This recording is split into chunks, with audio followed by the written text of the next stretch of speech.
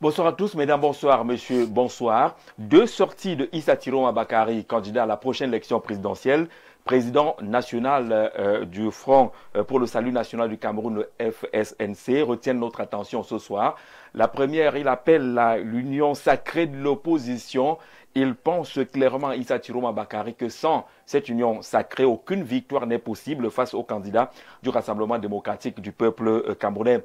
Cet appel de Issa Tiroma Bakari peut-il être entendu aujourd'hui par les candidats de l'opposition, par la classe politique de l'opposition au Cameroun? Issa Tiroma Bakari, dans une lettre ouverte également, semble, on met cela entre guillemets, tancer l'élite du Grand Nord qui serait responsable de l'abandon de cette partie du pays. Comment comprendre ces deux sorties de Issa Tiroma Bakari? On parlera également de cette présence autour de l'Elections Cameroun, de la presse camerounaise, et cet intérêt porté sur la presse qui serait un maillon important dans le processus électoral actuellement ouvert dans notre pays. On parlera de tout cela ce soir avec nos invités. On espère que Jules et Lobo vont nous retrouver. Ils se battaient encore du côté des sources avec la pluie qui semble arroser cette partie de la ville de Yaoundé. On lui souhaite beaucoup de courage, qu'il nous retrouve. On aura également Dr Moïse Mbok, qui est le porte-parole du candidat Issa Tiroma Bakari. Lui aussi, il va nous retrouver d'une minute à l'autre. Mais déjà, installé dans ce studio, Jean-Marie Anaba, journaliste, qui conduit l'une des émissions politiques les plus suivies sur les ondes radio ici à Yaoundé. Jean-Marie, bonsoir et bienvenue. Merci, bonsoir à vous, Gigi Z, Jean-Jacques Z, bonsoir à tous les téléspectateurs d'Info TV, et bonsoir à nos co-discutants, notamment celui que vous allez présenter tout à l'heure, que je connais très bien. Merci pour l'invitation. J'espère que je serai à la hauteur de vos attentes et des attentes de vos téléspectateurs, et que nous allons apporter notre pierre à l'édifice. Vous savez que pendant toute cette période, nous avons le devoir de prendre la responsabilité, justement, et ce sera votre débat, en tant que journaliste, pour accompagner d'une manière ou d'une autre le processus, et on n'a pas besoin d'être payé pour le faire. D'accord, l'impératif de responsabilité, c'est un peu le titre choisi par Cameroun Tribune. On le verra lorsqu'on va ouvrir cette page du rôle des médias en période électorale. Accueillons Timothée Essomba Abena, c'est un habitué de ce plateau, habitué de ces échanges en soirée sur Info TV. Timothée, bonsoir. Bonsoir Jean-Jacques, bonsoir à mes co-panélistes. C'est un plaisir d'avoir été convié une nouvelle fois à cette agape vespérale d'échange sur les grandes questions de l'actualité nationale. Allez, c'est un plaisir également de t'avoir ce soir. On aura tout à l'heure Chantal Adélaïde Membouette qui a été candidate mais recalée à la dernière élection présidentielle. On l'a connue dans les rangs de l'Univers.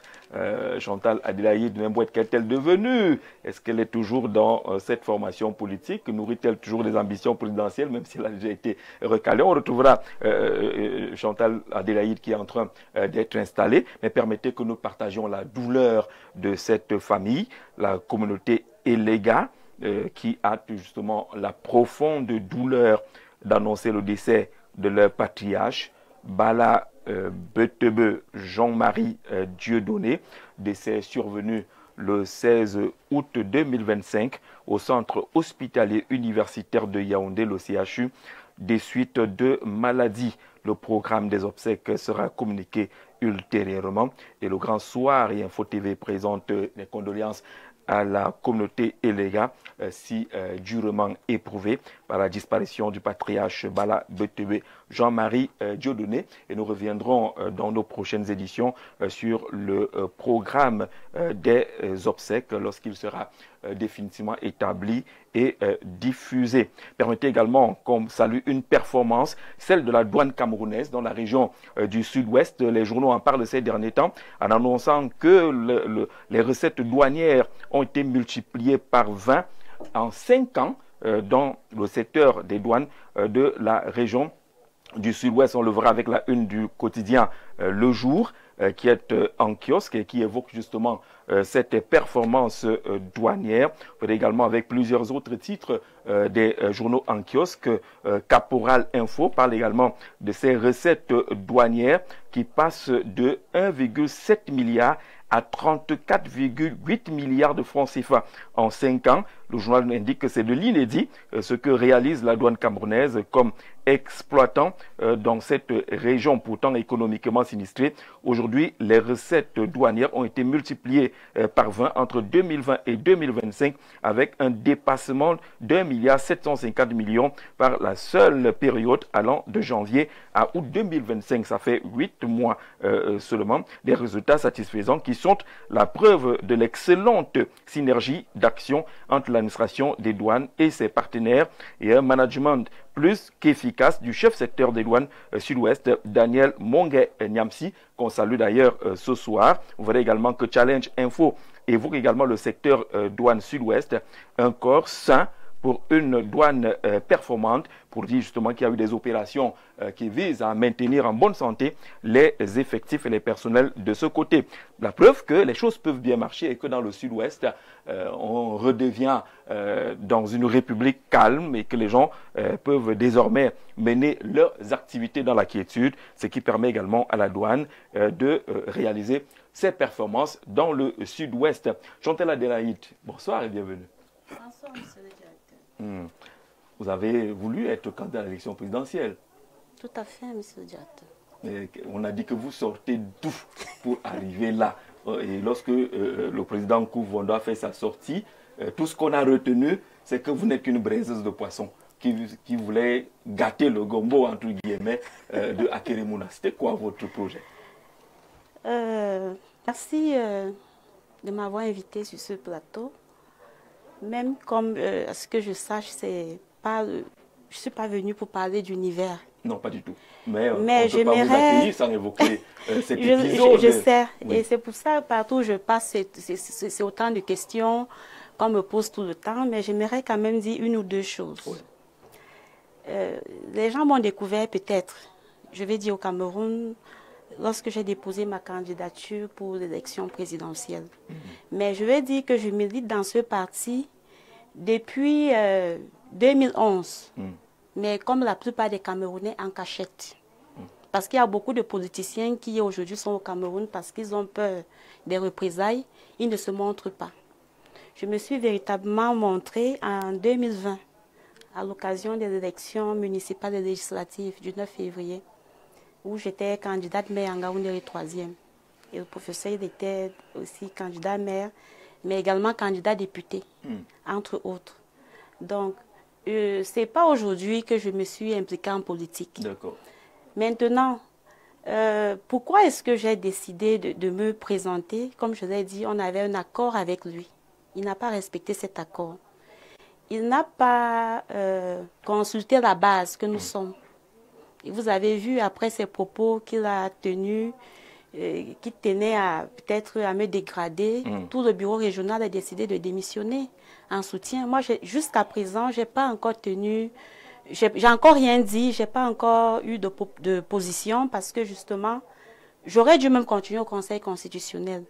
Mais il y a des personnes que je respecte qui ont intervenu pour qu'on essaye de trouver un arrangement à l'amiable et résoudre les problèmes du parti. Maintenant, j'aimerais aussi dire que le candidat Akeremouna, qui est un père, a également œuvré énormément parce qu'il y a des choses qu'il ne savait peut-être pas pour qu'on puisse véritablement trouver une solution. Donc nous sommes encore dans les tractations, ce n'est pas encore fini. C'est ce que je peux dire pour l'instant. On vous a vu également accompagner le plaidoyer femmes avec Thomaino Ndamjoya. Tout à fait, monsieur le directeur. Je crois que à l'état actuel du Cameroun, il est indéniable de dire que tout est... Il y a tellement de pourriture dans ce pays. Les choses sont tellement dégradées et je pense humblement que les femmes ont leur part à jouer et ont leur partition à jouer dans le redressement de ce pays. Les femmes sont de très bonnes gestionnaires. Les femmes sont capables de changer les choses. Les femmes sont capables de redresser. C'est pourquoi lorsque la candidate, l'honorable Thomaino m'a invité, je n'ai pas manqué d'y arriver, encore que dans le programme politique que j'avais présenté, moi je proposais que les femmes occupent au moins 70% des hauts postes de responsabilité. 70%. Oui, c'est ce que moi j'avais proposé dans mon programme. Les femmes sont capables. Les femmes sont capables, les jeunes même également sont capables.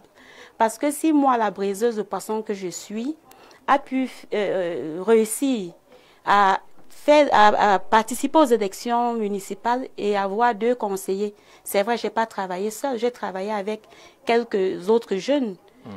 Ça veut dire que nous sommes également capables. Donc, c'est un peu de ça qu'il est question. D'accord. Alors, je précise qu'on a voulu vous présenter seulement comme une petite militante, petite braiseuse de poisson à l'entrée de l'université de Ngaoundéré, mais vous préparez une thèse de doctorat. Oui, en principe, je devrais être même professeur agrégé depuis. Voilà. Ce qui me caractérise, c'est parce que je voudrais être un exemple pour la jeunesse. Un exemple de persévérance. Ça vous choisissez, un exemple, vous n'avez pas honte d'aller braiser du poisson? Non, pas du tout. Un exemple de résilience, un exemple d'honnêteté, un exemple d'accompagnement même du président Paul Biya, parce que avoir tous ces diplômes, parce que ma maîtrise date de 2008. 2008, oui. Alors, ma maîtrise date de 2008. Et lorsqu'il dit que je suis une braiseuse de poisson, il a oublié de dire que ma maîtrise date justement de 2008, que j'ai fait l'ENAM au moins 4 fois jusqu'à la magistrature. Je n'ai pas passé. Que j'ai fait l'école normale de Marois, je n'ai pas passé. J'ai quand même fait les Nièges, parce qu'il fallait absolument avoir un matricule. Ce concours-là, j'ai passé. Je suis entrée en formation en 2009 et j'ai fini en 2010. Vice-major de l'Eniège de Ngaoundéré en 2010. Et jusqu'à aujourd'hui, je n'ai jamais été intégrée. Ce n'est pas que je n'ai pas cherché du travail, mais je suis à l'image du Cameroun. C'est pourquoi je persiste à faire comprendre mon message. Et le message de 90% des pauvres qui sont au Cameroun, c'est ça notre réalité. Alors, n'ayant donc pas eu quoi faire, j'ai préféré faire ce commerce que je fais avec beaucoup d'amour. Au lieu de faire autre chose. Au lieu de faire autre chose. Femme, tout à fait. Celle des femmes qui sont belles et qui sont paresseuses. Merci, et qui ont un autre modèle à promouvoir serait aller faire autre chose. Autre chose. Vous utilisez le piment pour bien assaisonner le poisson. D'autres auraient utilisé... Par exemple. Voilà. Par exemple. Donc, je crois que je suis ce modèle-là qui, si vous arrivez à Ngaoundéré, et même dans tout le Cameroun, et même à l'étranger, je pèse mes mots, parce que comme je travaille dans une zone universitaire, il y a déjà toutes les nationalités là-bas. Beaucoup qui arrivent quand ils me voient au travail, ils sont intéressés, ils se disent, mais cette dame, si elle a ses diplômes et qu'elle fait ça, pourquoi nous ne pouvons pas également faire comme elle? Au lieu d'aller faire du n'importe quoi, Ngaoundéré, par exemple, c'est tout le monde aujourd'hui qui veut braiser du poisson. Et je suis sûre que c'est à cause de ce que ils ont vu en moi. À l'étranger, j'ai des retours des gens qui étaient étudiants. Par exemple, au Tchad, même jusqu'aux États-Unis, en France, en Allemagne, en Italie, j'ai des gens qui m'appellent de partout pour dire c'est parce qu'on t'a vu le faire et tu nous as encouragés que nous aussi nous le faisons. Donc j'ai voulu être un exemple pour la jeunesse, déjà pour cela. Et je voudrais encore préciser pour finir que j'ai commencé avec un capital de 10 000 francs. Oui, avec ce capital de 10 000, j'ai pu travailler, je me suis battue et à un moment donné, j'avais même déjà 11 boutiques. À un moment donné, 11 boutiques, oui. Oui, avant que des situations n'arrivent, j'avais au moins 11 boutiques. Oui. D'accord. Alors là maintenant, on en sait un peu plus sur Chantal Adélaïde Memouet, candidate recalée à l'élection présidentielle. Docteur Mbok, bonsoir. Bonsoir Jean-Jacques Zé, comme j'aime vous appeler amicalement DG. Bonsoir à vous. Bonsoir à mes co-discutants, madame, bonsoir. C'est toujours un bonheur d'écouter ce genre de témoignages. Vous la saluez avec beaucoup de respect. Ben oui, parce qu'elle le mérite. Se porter candidat dans le contexte camerounais aujourd'hui, il faut le faire. Il faut le faire et il faut reconnaître que les dames aujourd'hui, naturellement, méritent mieux. Parce qu'elles démontrent en termes d'intelligence et démontrent en termes de savoir-faire, rentrer simplement dans nos écoles, qui sont généralement les premières. les premières de promotion, les premières de classe, normalement, c'est des femmes. Donc, nous pensons qu'il est temps de leur accorder plus de place. Donc, quand je la salue, elle, je salue toutes les femmes battantes du Cameroun qu'elle représente très bien. Et quand vous avez suivi son parcours, ce n'est qu'encourageant parce que le Camerounais est résilient et ce n'est plus un débat, c'est une réalité. Et c'est cette résilience qui nous amène à prendre des positions telles que celles que nous avons prises de FSNC. Vous me permettrez donc de saluer les militants du FSNC ici et ailleurs, de saluer le top management d'Info TV qui nous fait une fois de plus l'amitié et le bonheur d'être sur ce plateau, de saluer tous les membres actifs de la coalition depuis Fumban et qui a continué jusqu'à aujourd'hui, et naturellement saluer tous les Camerounais en leur rappelant leur valeur, leur importance dans ce scrutin majeur. Merci beaucoup d'être venu sur le plateau. On souhaite encore beaucoup de courage à Jules Lobon. On espère qu'il va nous retrouver. Permettez qu'on écoute justement le président national du FSNC, le président Issa Tiroma Bakary, sur la coalition de l'opposition. C'est un appel pratiquement qu'il a lancé. On va l'écouter et puis on en parle derrière. Nous avons entendu des appels au secours, des appels de détresse formulés par l'immense majorité du peuple camerounais qui aspire à un nouveau jour et qui voudrait qu'un nouveau soleil brille au-dessus de leur tête. Parce que la nation entière veut ce changement, il faudrait que toute la nation soit mobilisée pour sa construction, en particulier la classe politique. S'il est difficile qu'un seul parti politique aujourd'hui, face à la machine infernale qui ne sait faire qu'une seule chose, gagner les élections, machine infernale du RDPC, j'invite toute la classe politique à faire preuve d'humilité, d'accepter de placer au-dessus de nos égos l'intérêt de la nation, pour que toute la classe politique se retrouve, se concerte, afin que nous présentions un candidat en face du candidat du RDPC. Vu de cette façon, incontestablement, le compte à rebours qui verra la fin du RDPC sera déclenché le jour où nous aurons décidé d'être. Alors, le sous-titrage n'est pas de nous, mais on a compris le plus important dans ce message-là. Il invite justement l'opposition et les acteurs de l'opposition à faire preuve d'humilité, incontestablement le choix d'un candidat fort, entre guillemets, pour aller à la lutte contre la machine infernale du RDPC qui ne sait faire qu'une chose, gagner des élections. Timothée Essomba, votre première réaction après avoir écouté cette partie, cet appel de Issa Tiroma Bakary? Bon, Issa Tiroma Bakary est dans son rôle. Son rôle est de raconter l'histoire de sorte que l'enfant qui se cache en chacun des électeurs puisse le voir comme le héros. Donc il est dans son rôle, le rôle de faire le buzz, le rôle de faire des pieds de nez. Parce que, voyez-vous, la communication politique est d'abord l'art de dire au peuple ce qu'il veut entendre, oui, et pas nécessairement ce qu'il a besoin d'entendre. On a donc en face de nous un expert qui avait déjà brillé par la démagogie au ministère de la Communication, qui est devenu un esthète dans l'art de la communication politique et qui utilise justement, qui surfe sur les failles du système, sur le contexte économique, socio-économique ambiant pour se positionner en homme de la situation. Mais je ne pense pas qu'une telle communication puisse réellement impacter. Parce que voyez-vous, la question de la coalition ne se règle pas à 4 semaines de l'élection lorsque les sigles, les couleurs ont déjà été adoptées. La question de la coalition se règle bien avant de manière à proposer quelques projets de société communs.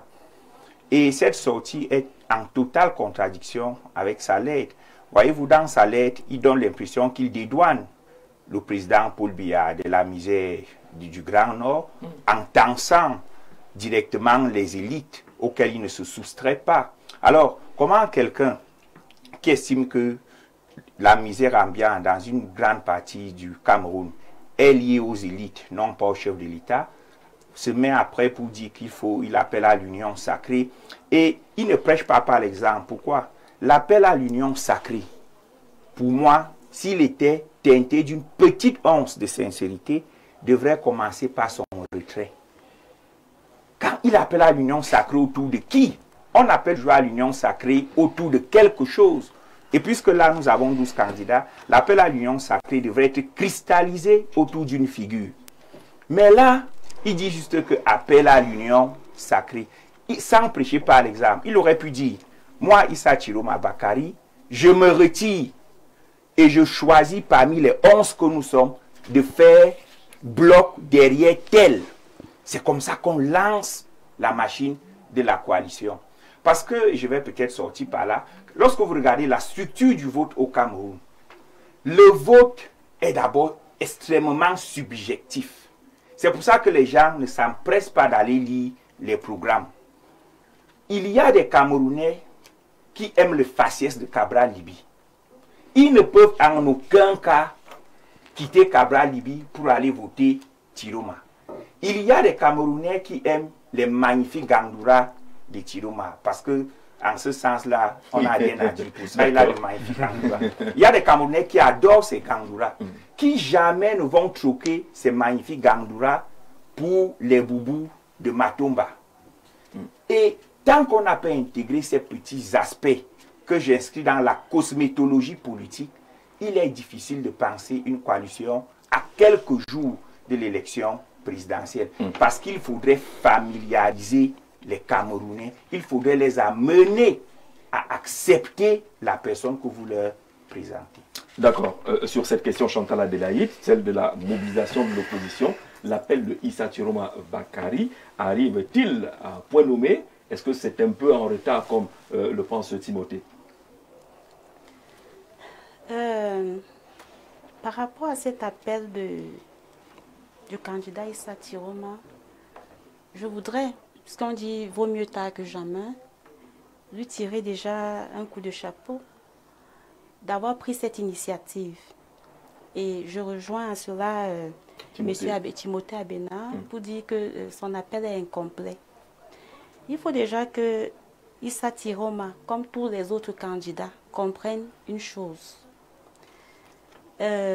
L'immense majorité des Camerounais sont pauvres, au moins à 90%. Ça, c'est mon estimation. Lorsque Issa Chiroma décide de démissionner du gouvernement, ce n'est pas parce qu'il avait le choix. Il savait déjà, et je le disais souvent, avant même la convocation du corps électoral, dans les plateformes, que ça va bouger fort au Cameroun cette année.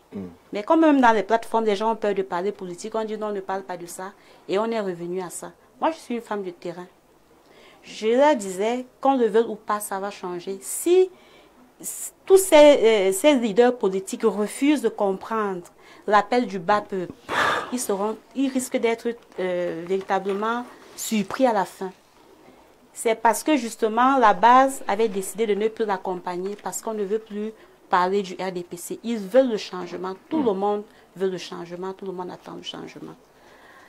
Lorsqu'il sort il démissionne du gouvernement, les gens l'accompagnent parce que le vote il est d'abord communautaire. Qu'on le veuille ou pas au Cameroun, le vote est communautaire.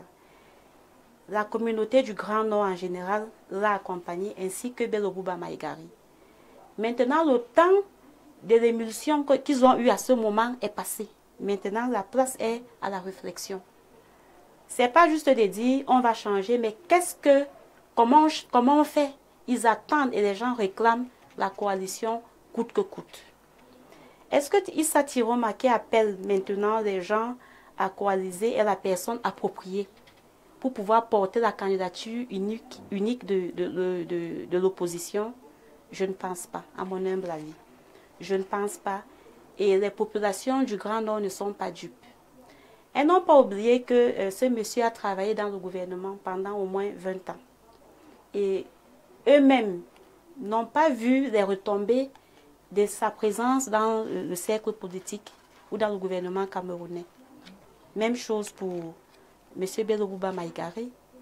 Donc, Mais dans sa lettre, il semble indiquer, lui-même compris, que l'élite du Nord, du Grand Nord, a abandonné le Grand Nord et serait responsable du délaissement qu'on observe aujourd'hui. Pas seulement l'élite, parce que je pense qu'on met toujours tout sur l'élite, mais je pense qu'il faut qu'on dise, qu'on remette à César ce qui est à César. Ce n'est pas que l'élite.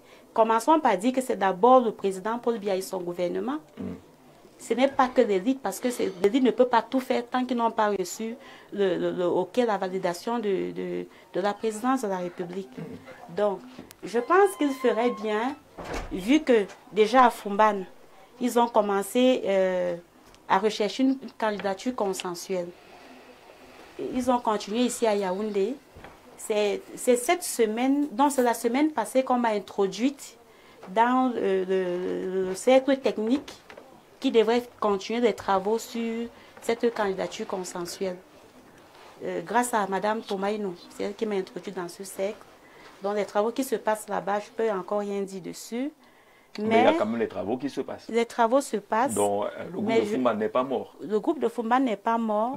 Mais je pense que chaque candidat devrait accepter de faire profil bas.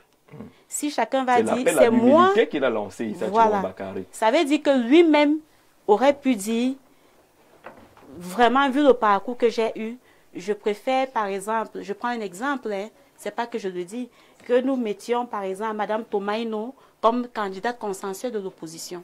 Je pense que vu son parcours à elle, cette dame, et qui n'a pas beaucoup d'écueils, ou des choses que des gens pourraient la rattraper, les gens pourraient facilement mieux lui faire confiance. Moi, c'est ce que je peux dire. D'accord, pour ce premier jet, je m'en voudrais de ne pas lire ces deux messages qui sont arrivés avant votre prise de parole. Bonsoir Jean-Jacques, merci pour le témoignage émouvant de la dame sur le plateau. Respect Laurent Kamena Mbassi, qui vous salue. Elle a écouté votre témoignage tout à l'heure en début d'émission. Un autre également. Bonsoir Gigi et à tout le panel. Bravo à cette dame sur le plateau et qui a donné son point de vue relativement à cet appel lancé par Issa Thieroma Bakary. Appel à la mobilisation de l'opposition, à la recherche d'un candidat unique et en semblant indiquer que c'est la seule issue qui puisse permettre à ce que le régime RDPC soit renversé. Sur cette question, Jean-Marie Anaba, quelle réaction vous avez écouté plusieurs fois Issa Thieroma Bakary? Oui, je vous ai souvent dit, et peut-être à d'autres confrères, que l'élection présidentielle, c'est la saison des manques pour certains, et c'est le temps du griotisme aussi, au sens propre du mot. Vous savez, le griotisme est un art, c'est-à-dire savoir utiliser la parole pour convaincre. Et je crois que c'est ce que les uns et les autres sont en train d'utiliser. Maintenant, sur la question de la coalition de l'opposition, moi je voudrais vous faire des constats. J'ai échangé avec un candidat qui n'est pas très loin de madame qui soutient ce candidat-là. Je crois qu'il s'agit de Maître Akeremouna qui était en conférence de presse il y a quelques jours. Il disait aux hommes et femmes des médias que c'est M. Maurice Kamto qui n'est même plus dans cette élection, même s'il a un rôle à jouer, je ne peux pas le lui refuser quand même, que c'est lui qui doit maintenant mobiliser l'opposition. C'est-à-dire que ceux qui sont des candidats retenus par le Conseil électoral puis le Conseil constitutionnel n'ont même pas la capacité de mobiliser l'opposition, mais ils donnent le pouvoir à quelqu'un qui, si on s'en tient à ce que le Conseil constitutionnel et le Conseil électoral ont fait, ne sait pas comment être candidat lui-même jusqu'au bout. En principe, vous voyez donc que c'est un exemple parmi tant d'autres. Un autre exemple, j'échange avec un autre candidat qui me dit que lui n'a rien à voir avec la coalition de l'opposition, parce que lui, quand l'opposition électorale était lancée, ce qu'il avait fait, c'est qu'il avait écrit un communiqué pour tendre la main aux autres acteurs. Et vous ajoutez donc à ce communiqué-là quelqu'un qui, sur Facebook, appelle à la mobilisation de l'opposition. Il me semble que c'est vrai que madame disait tout à l'heure qu'il y a le secrétariat technique du groupe de Fumban qui travaille à travers des plateformes numériques, mais je ne crois pas quand même que si on veut être sérieux, et c'est Timothée Somba qui rappelait le timing qui nous reste tout à l'heure, qu'à 4 semaines de l'élection présidentielle, il faut aller sur WhatsApp et Facebook pour tendre la main à l'opposition, alors même que un autre acteur de l'opposition, je donne son nom ici, Cabral Libi, parce qu'il avait accordé une interview aux journalistes que nous sommes sur la question, il vous a dit que Il n'y a pas un programme, un livre qu'il a écrit qui s'appelait Coalition de l'opposition. Ça veut dire que dès le départ, si quelqu'un n'a pas écrit un programme politique qui s'appelle Coalition de l'opposition, elle peut être une urgence au Cameroun, mais elle n'est pas une nécessité. Et maintenant, vous savez que ceux qui vont à l'élection présidentielle, tout le monde ne veut pas remplacer Paul Biya. Il faut qu'on soit clair là-dessus. Sinon, vous verrez que dans le contexte actuel, il y a des gens qui travaillent dans l'administration publique et qui écrivent des lettres pour demander le départ de Paul Biya. Alors qu'ils sont installés là-bas. Ils roulent, ils mangent aux frais de l'État, ils ont tout, mais ils vous disent que Paul Biya doit partir. Donc si on s'en tient seulement au fait que chacun vient à une élection présidentielle pour son intérêt personnel, je ne trouve pas que la coalition de l'opposition puisse donner à quelques semaines d'élection présidentielle. Maintenant, s'agissant de la sortie de M. Issa Chiroma Bakary, moi je ne peux pas le condamner. Hein. Il est de bon droit pour chaque candidat à une élection présidentielle d'exprimer ses opinions. Et c'est le terrain politique. Il en est même, vous nous l'avez indiqué en nous envoyant les éléments qui cadraient avec ce programme, qu'on devait discuter également de sa lettre. Et vous l'avez indiqué dès l'introduction de ce programme. Il faut laisser les gens s'exprimer.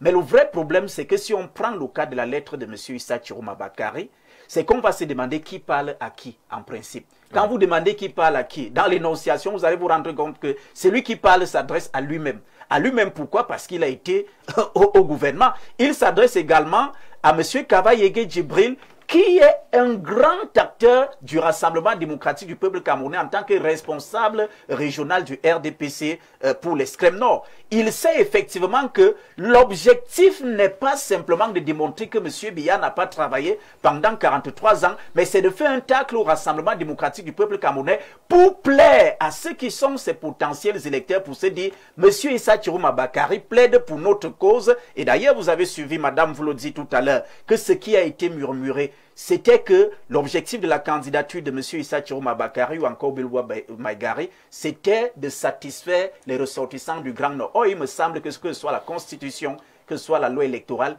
il n'est indiqué nulle part qu'on est candidat à l'élection de la présidence de la République pour servir une communauté. On est candidat à l'élection de la présidence de la République parce qu'on est d'abord Camerounais et qu'on joue de ses droits civiques et politiques et qu'on veut servir le peuple camerounais parce que c'est ce peuple-là qui viendra vous élire. Donc, ce sont des petits jeux de politique politicienne, mais au-delà, dans le fond quand même, quand vous lisez le message de M. Issa Chiroma Bakary, enlevez le simple fait qu'ils sont originaires de l'une de ces régions-là, il peut avoir raison. C'est le gouvernement de M. Biya qui nous a dit que la région de l'extrême nord était classée parmi les régions les plus sinistrées. Les rapports de l'Institut national de la statistique vous le disent tous les jours que la fille aînée ou fille aimée du renouveau est la fille la plus pauvre également de ce même renouveau-là. Donc, le message, il est là, mais je crois que l'objectif visait de démontrer que mon adversaire d'en face, si jamais c'est leur adversaire, parce que cela restera aussi à vérifier d'ici la fin des jours électoraux. Vous saurez bien si c'était un adversaire ou pas. Ce n'est pas à moi d'éclairer les fils et filles éclairées du Grand Nord, comme il nous avait dit. Madame Mboueta dit que personne n'est dupe dans cette élection présidentielle. Accueillons d'abord Jules Eloba.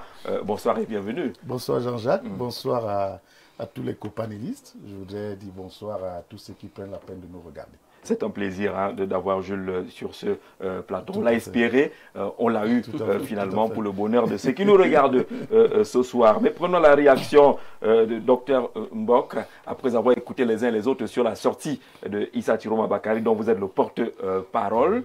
Timothée, Chantal Adélaïde et Jean-Marie ont donné leur point de vue. Écoutez, nous sommes dans une dynamique au Cameroun aujourd'hui où il faut replacer les choses à leur place. C'est important. La facilité de juger et d'accuser l'opposition doit s'arrêter.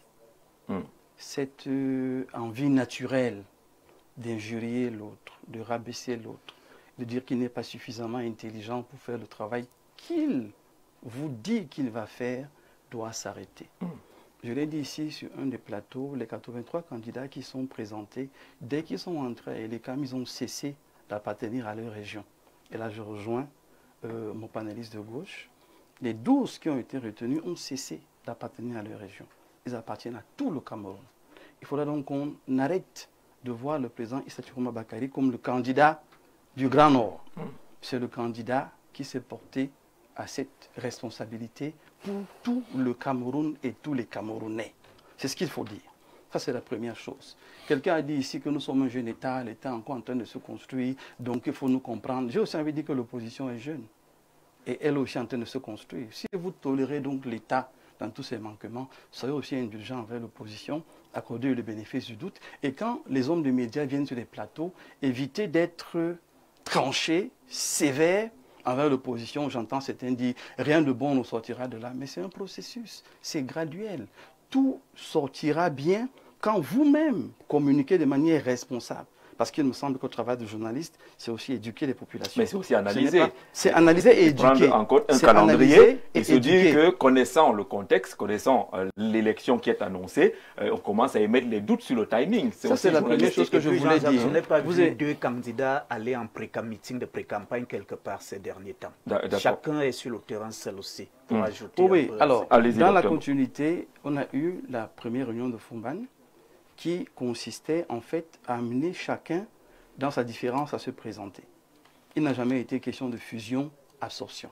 C'était une façon de se présenter, d'être ensemble. Chacun parle de ses forces et de ses faiblesses. Chacun pose sur la table les questions qui sont difficiles pour lui. Certains poser le problème dans le fond du code électoral. Certains poser le problème de la question de la surveillance des votes et ainsi de suite. Tous ces problèmes ont été posés sur la table et l'examen a commencé à partir de là. À la suite, donc, il a été question de penser à un candidat consensuel qui était une option. Et la deuxième option est de rappeler, je suis encore une fois de plus d'accord avec lui, toute personne qui se lève pour créer un parti politique se donne les moyens de gouverner tout seul. Tout candidat qui se présente se donne les moyens de gouverner tout seul. Seulement, il y a des contextes qui obligent des alliances, qui obligent des coalitions, qui obligent des consensus. Et le Cameroun est donc une situation assez complexe aujourd'hui parce que un adversaire qui, depuis pratiquement cette élection, vous a toujours battu, vous vous dites quand même qu'il faut bien s'asseoir, il faut bien réfléchir avant d'aller l'affronter. C'est pour ça que la coalition dans sa globalité et les hommes politiques ne sont pas dans l'agitation. On est dans la réflexion, on est dans le travail. Quelles sont les failles qu'il faut combler? Le contrôle des votes, on est en train de travailler dessus. Quelles sont les failles qu'il faut combler? C'est la représentation de tout. En fait, de tous nos membres, j'ai envie de dire comme ça, de tous nos sympathisants dans tous les bureaux de vote. On est d'accord là-dessus. C'est les travaux qui se font. Qu'est-ce qui peut justifier la sortie de Issa Tiroma sur cette question alors qu'il fait partie déjà d'un groupe de réflexion? N'a-t-il pas constaté que ça ne bouge pas au point qu'ils viennent prendre le peuple à témoin? J'arrive. Oui. Parce que c'est un construit. Et si nous ne plantons pas le décor, les gens vont avoir l'impression qu'on est sorti de nulle part pour venir dire que c'est à 4 mois. Non. C'est un travail qui est fait depuis longtemps. Pour ceux qui, déjà, ont pensé à cette élection, et ceux qui sont rentrés dans la danse, ils sont rentrés dans cette dynamique-là. Il faut donc dire aujourd'hui que dans ce candidat consensuel qui doit être dégagé, on en parle aujourd'hui parce que les travaux de ce côté sont en train d'être finalisés. Et quelqu'un vous a dit ce matin que d'ici 2 semaines, vous aurez la bonne information. Parce que justement, dans ce consensus, vous confirmez que je confirme. Dans ce consensus, on s'assied et on se parle. On se parle en se disant qui est à même de porter la voix de l'opposition? Qui est à même de porter la voix de ce groupe-ci? Nous ne rêvons pas, Jean-Jacques. Ah, vous dites bien le groupe-ci? Oui, nous ne rêvons pas. Nous ne rêvons pas, parce qu'il y a d'autres groupes à côté. Nous ne rêvons pas. Et nous le disons, mais sans langue de bois, la coalition, le consensus n'est pas la panacée pour gagner une élection. Ce n'est même pas la panacée pour constituer l'opposition. Chaque parti représente, si le terme vous sied, l'opposition. Mais nous pensons que nous sommes une force de proposition. Donc, il faut rappeler que cette sortie vient simplement dire aux Camerounais qu'il y a un travail qui est en train d'être fait. Ne faites pas une autre analyse de ce qu'il dit. Il y a un travail qui est en train d'être fait. N'ayez pas l'impression que rien n'est fait. Mais nous ne voulons rien faire au hasard. Mais ça sortit en solo alors qu'il y a un travail commun qui est en train d'être fait. Qu'est-ce qui vous dit? Donner quelques indicateurs. Qu'est-ce qui vous dit, Jean-Jacques Zé, qu'est-ce qui vous dit que ce n'est pas un souhait de la coalition actuelle? Je vous ai dit, sachez accorder le bénéfice du doute à l'opposition. Je vous dis donc que quand le président Issa Tiroma Bakary se lève et il parle, il ne l'a pas fait de son propre chef. Non. Il l'a fait parce que les autres ont estimé qu'il fallait faire quelque chose. Et c'est pour ça que c'est fait. Je dis donc que ceux qui s'asseyent et qui s'amusent à vouloir dénigrer l'opposition et dire oh, rien n'est fait chez eux, ils vont encore être battus comme avant, vont être surpris. Parce qu'il y a un travail sérieux qui est mis sur pied, qui est en train d'être fait. Et cette communication n'est qu'une des communications qui arrivent. Donc entendez par cette communication nous sommes en train de finaliser un travail et bientôt le candidat va être présenté. La dame l'a dit et je veux mettre beaucoup d'emphase là-dessus. Le président Issa Tiroma Bakary le dit avec beaucoup d'humilité et de sérieux et de sincérité. Le candidat ne va pas être celui que lui l'a décidé. C'est mis sur la table et c'est ensemble que ça va être arrêté. Rien n'est arrêté pour le moment. Chaque candidat défend sa position, ses points de vue, ses objectifs. Et on évolue dans cette logique-là. Rien n'est arrêté. Donc ne venez pas prêter à un candidat qui a fait la communication que c'est lui qui va forcément être le nom. C'est ce qu'il faut dire aux Camerounais, parce qu'ils ont cru que c'était cela en tout cas. Voilà, quand le consensus va être fait, vous allez avoir la bonne information. N'allez pas essayer de lire dans les enveloppes fermées. Jules Lobo, sur cette question, l'appel de Issa Tiroma Bakary à la coalition de l'opposition en indiquant qu'il pense que c'est la voie idéale pour vaincre face au RDPC. En termes de timing, est-ce que c'est le moment aujourd'hui d'apprendre qu'on est encore en train de travailler, on est encore en train de chercher? Alors, ce qu'il faut dire, c'est que le débat autour de la candidature unique ou de la coalition, c'est un vieux débat. Moi, en tant que journaliste, j'observe, et là, je voudrais convoquer l'histoire. Depuis le retour du Cameroun au multipartisme, nous avons organisé déjà 5 élections présidentielles. Et là, c'est la 6e qui pointe à l'horizon. Sur les 5 élections présidentielles, on a toujours parlé de coalition de l'opposition. Vous connaissez les résultats que ça a produit.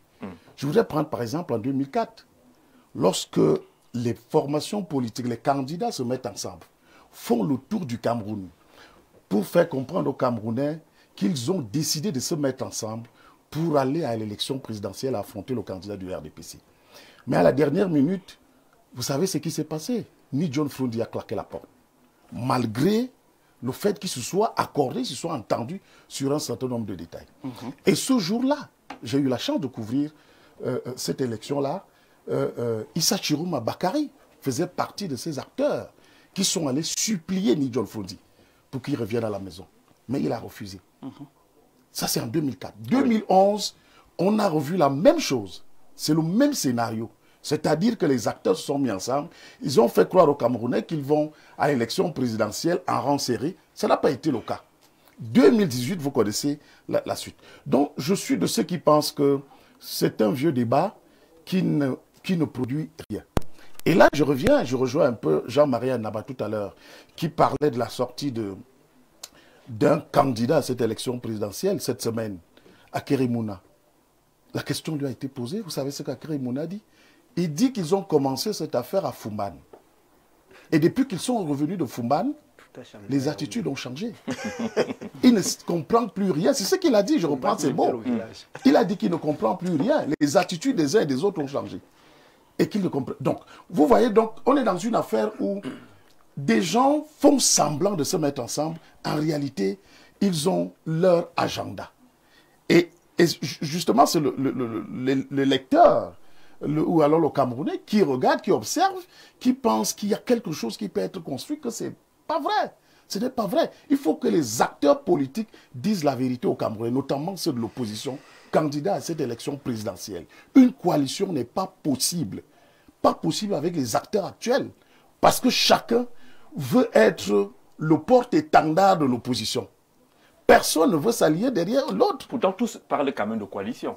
Tous parlent de coalition, mais personne ne veut s'allier derrière l'autre. C'est ça la vérité. Et il faut qu'ils le disent aux Camerounais. Donc, moi, je suis de ceux qui pensent qu'il n'y aura rien d'ici le 12 octobre.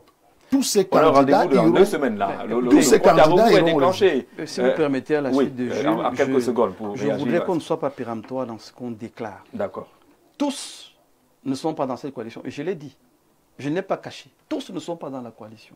Mais je vous promets que quelques-uns qui ont accepté de coaliser vont le faire. Mais écoutez, on apprend aussi de ces erreurs. On a appris que dans ce groupe, il y a une cinquantaine de partis politiques qui travaillent. Je vous assure, une cinquantaine de partis politiques. Tout ce que vous dites là, vous allez me rappeler ce jour-là, Jules.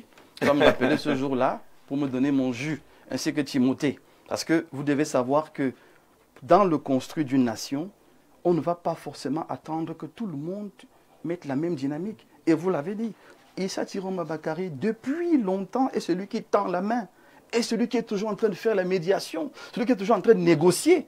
Donc il a cette expertise de la négociation. En 2025, Je le pense. Je le sera pense. accepté par Elle les sera autres. acceptée, je le pense. Pas tous, pas par tous. Je l'ai dit, nous, on ne fait pas dans la langue de bois. Hein. Je vous ai dit ici, dans les rencontres, tous ne viennent plus. Le président Akere ne vient plus. On espère qu'il viendra prochainement. Il ne vient plus. Donc, s'il dit qu'il ne comprend plus rien, il a raison. Mais parmi ceux-là, il a raison. Parmi ceux-là, qui vient Je vous ai dit que je suis porte-parole, cher ami. Je n'ai pas le droit de dire ce qu'on ne m'a pas demandé Alors, de dire. journaliste, J'assume ce que j'ai dit. Jean-Marie, qui vient, Dans qui ne 2 vient pas? semaines, ils vont vous donner les noms. Jean-Marie, tu ne veux pas réagir là-dessus? Qui vient, qui ne vient Gilles pas? Lobo vient de vous réitérer que l'un des acteurs de Fumban vous a dit que les attitudes ont changé. Parce que les choses qui se faisaient au Il y village... avait combien d'acteurs à Les Fumban? choses qui se... Vous y étiez. Au commencement, C'est-à-dire... c'était Quand vous dites... Non, maintenant, on avait 9 parties, 9 voilà. présents. Oui. On avait invité 11. Quand un acteur vient vous dire que les choses ont changé, ce n'est pas les 11, Jules. S'il vous plaît. Et on n'allait pas en rêvant là-bas. On allait sur la table en se disant, certains vont accepter, d'autres vont dire non. Et je rappelle, et il a dit, c'est leur droit de dire non aussi. On ne fera pas un procès pour Mais ça. Jean-Jacques, je vous fais observer quand même certaines choses. Un, parmi les acteurs dont nous parlons aujourd'hui, il y en a qui sont mis ensemble pour la réforme consensuelle du système électoral. Oui. Depuis la montée en rouge. Oui. Ça, c'était des mois avant le processus même lié à cette élection. Et nous avons constaté, ça c'est le constat du journaliste que je suis, que lorsqu'on présentait le portail web de cette affaire dans un hôtel de la place, il y avait quelques visages qui ont disparu, mais des gens qui n'étaient même pas officiellement candidats à l'élection présidentielle. C'est pour dire que ces divisions ont commencé depuis. Il en est de même pour les affaires de ATP. ATB, APC, vous avez vu que les mêmes acteurs sont les mêmes. Mm. Ceux qui se sont mis ensemble dans le cadre de l'ATP, lorsqu'il fallait signer le document, les gens ont dit vraiment, il ne faut pas que le document-là se balade et qu'on voit mes griffes sur ce document-là parce que mes positions peuvent changer d'un moment à l'autre. Et j'étais en train de vous dire tout à l'heure, Jean-Jacques Zé, dites-moi comment les gens veulent être ensemble.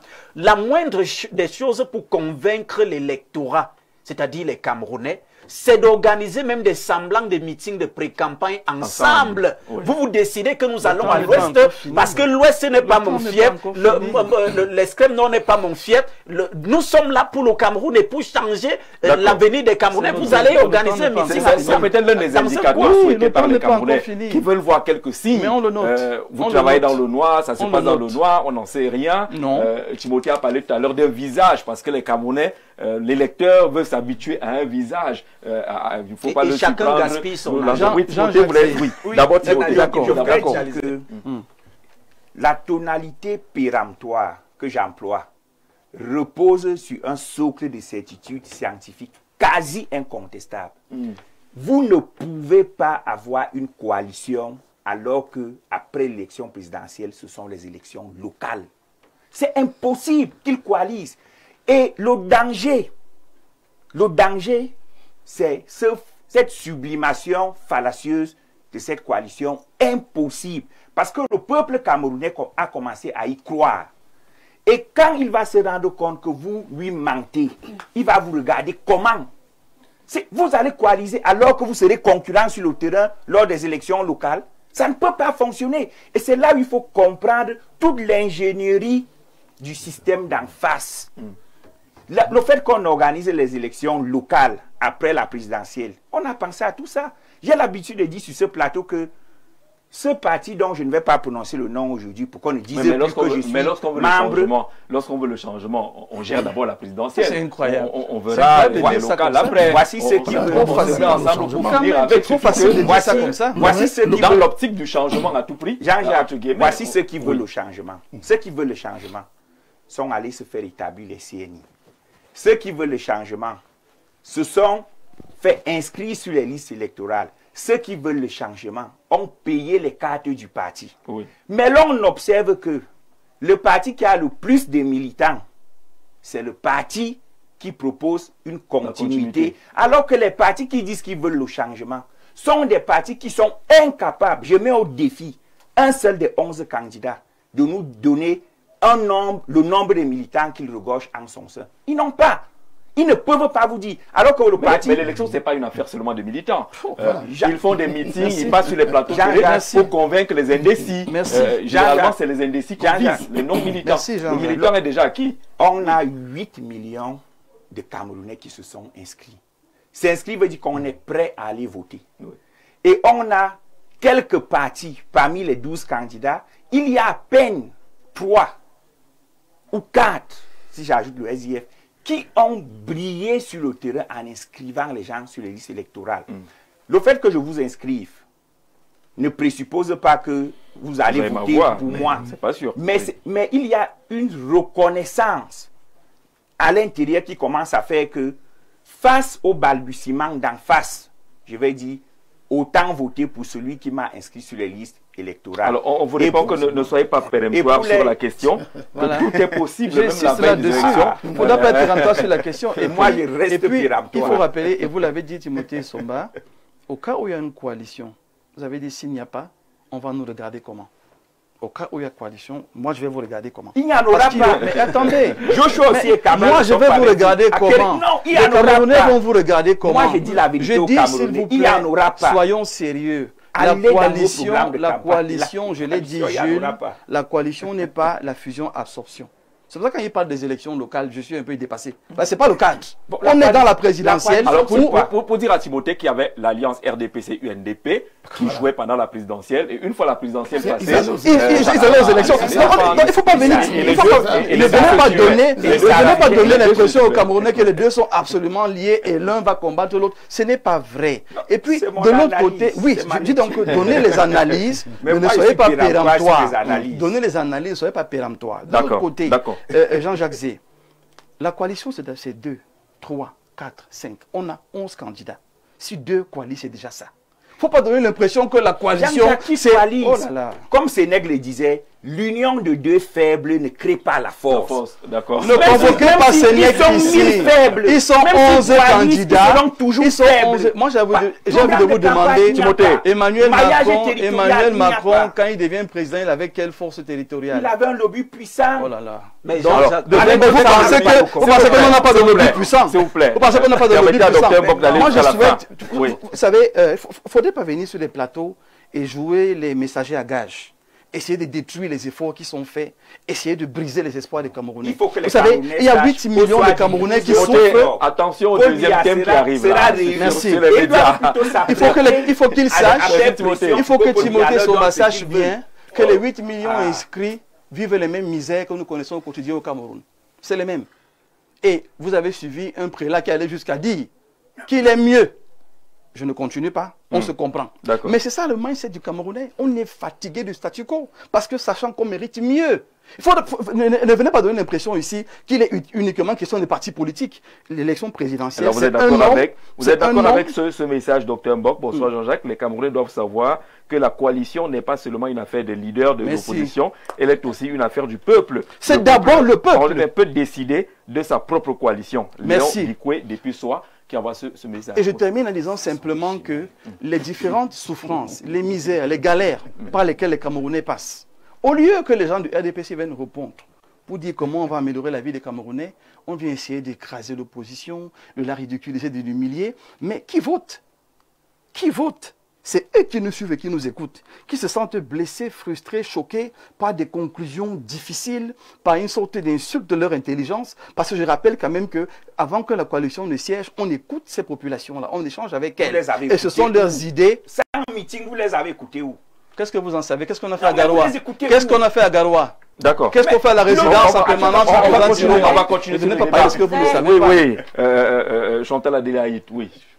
Merci. Je voudrais placer quand même un mot. Je voudrais d'abord revenir sur ce que Jean-Marie Anaba a dit tout à l'heure concernant le candidat à Kérémouna.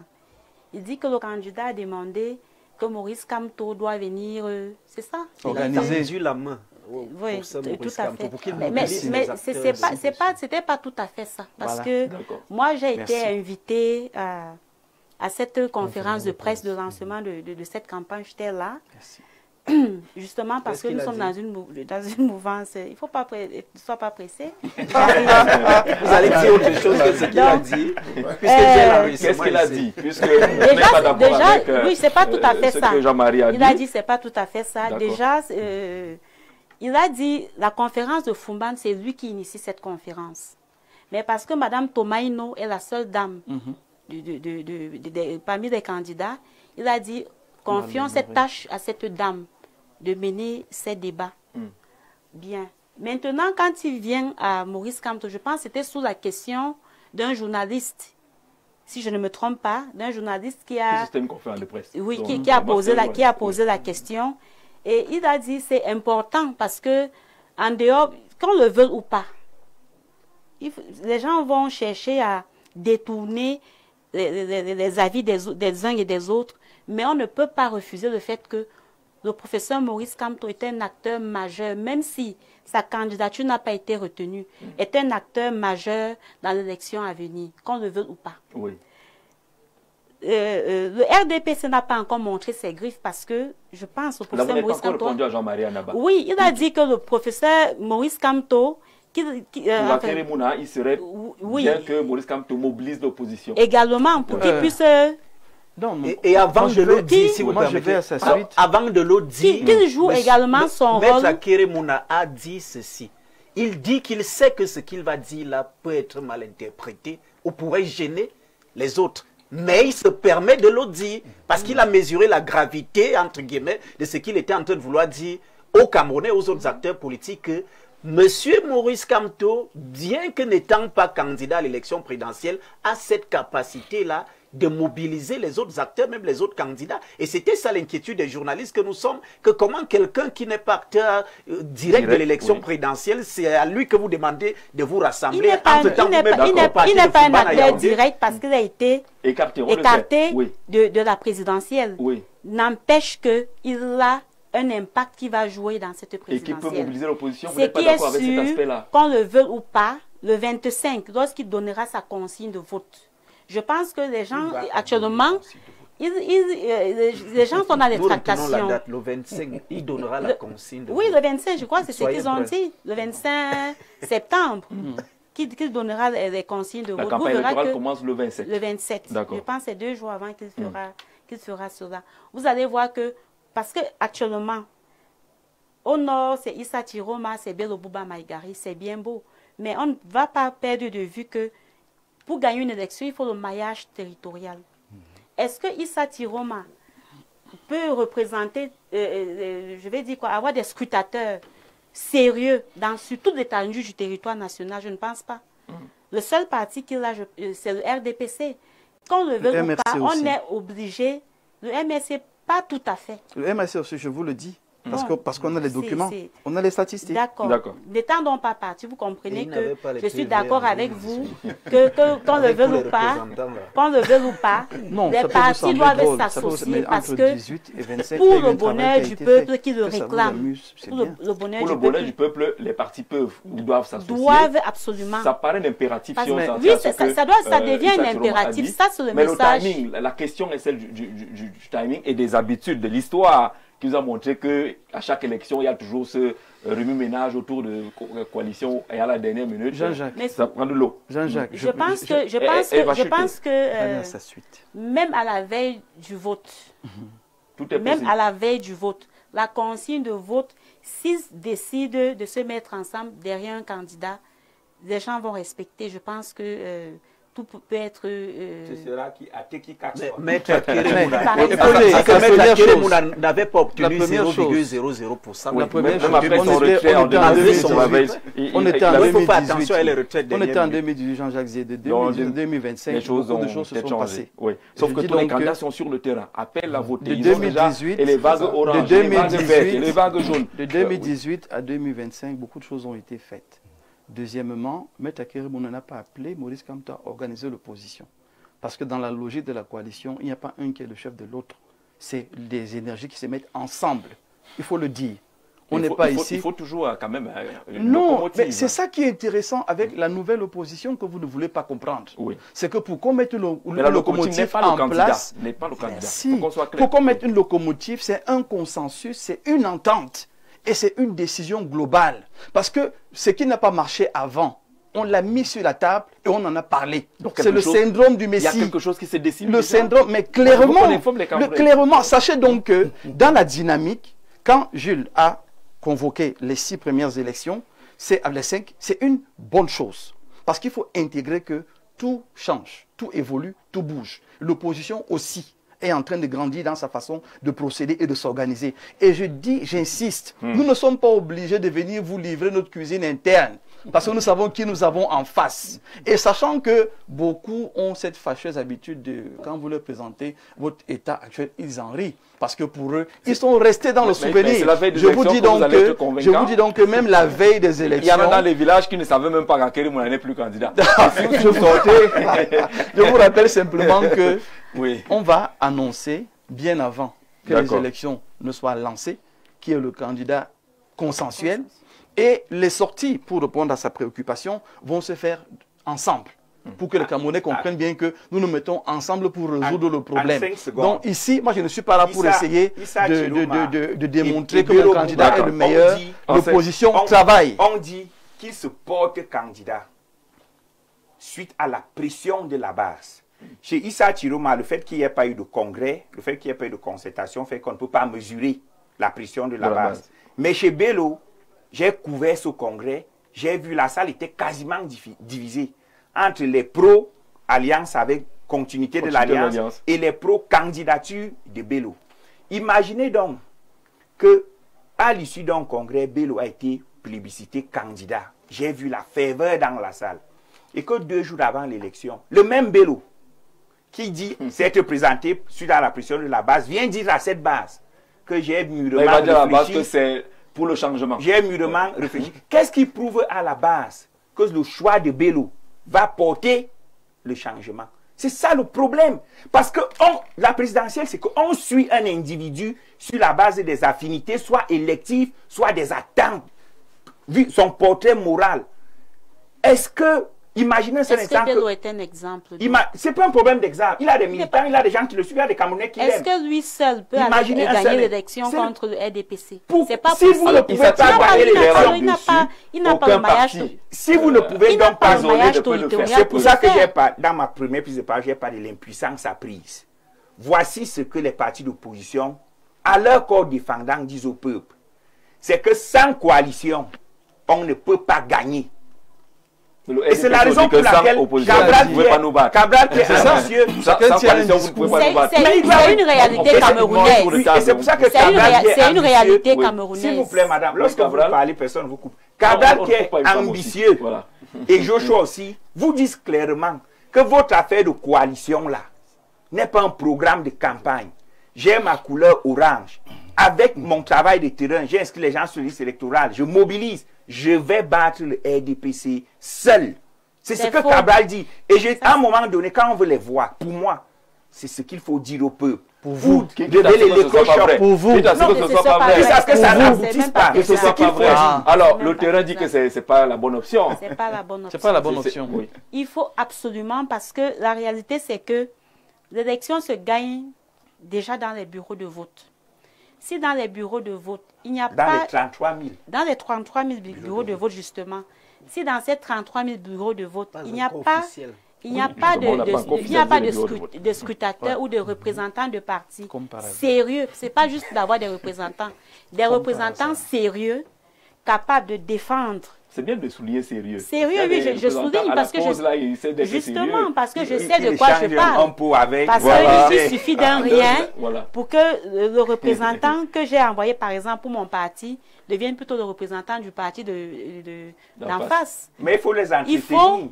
Il faut des représentants. Que vous ne les entretenez pas souvent bien. Et du coup, ils changent de parti. Qui savent que c'est aussi leur période de mangue.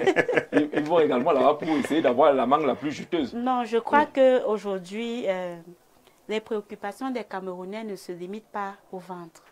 C'est pourquoi vous allez voir que il y a beaucoup de délégations qui se sont relayées au niveau de la présidence de la République, qui ont été critiquées jusqu'au chef traditionnel. Vous êtes au courant.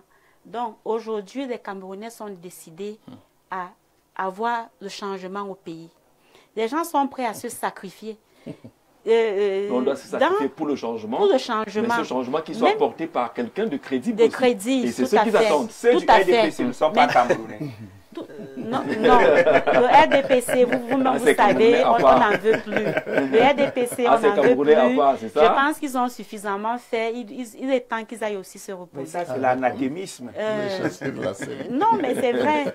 Donc, même si vous estimez qu'on n'entretient pas bien les scrutateurs, ça peut être normal parce que peut-être qu'il n'y a pas suffisamment d'argent, mais aujourd'hui, on ne parle plus d'argent. Ce qu'on peut faire, c'est peut-être trouver de l'argent de transport pour rejoindre les bureaux de vote, mais que chacun doit être responsable d'une coalition. Mettre en place des relais. Des relais, justement, parce qu'un seul parti, pouvoir couvrir tous ces 33 bureaux de vote, je pense que c'est assez difficile. D'accord. Jules Lobo, vous voulez dire un mot là-dessus? Alors, j'avais deux choses à dire. La première, c'est qu'il ne faut pas qu'on fasse la confusion entre la coalition et les désistements qu'on enregistre à la veille d'une élection. Parce que généralement, les désistements, c'est parce que les candidats veulent éviter l'humiliation, qu'ils décident de se retirer. Et là, ce n'est pas une coalition. En 2018, Akeremouna a évité l'humiliation. Parce que quand vous vous retirez à la veille d'une élection, on ne peut pas parler de coalition. Il est sorti pour ça. On ne peut pas parler de coalition si vous venez vous retirer à la veille d'une élection présidentielle. Il a demandé qu'on vote le candidat. Donc, il y a cette confusion-là qu'il ne faut pas faire.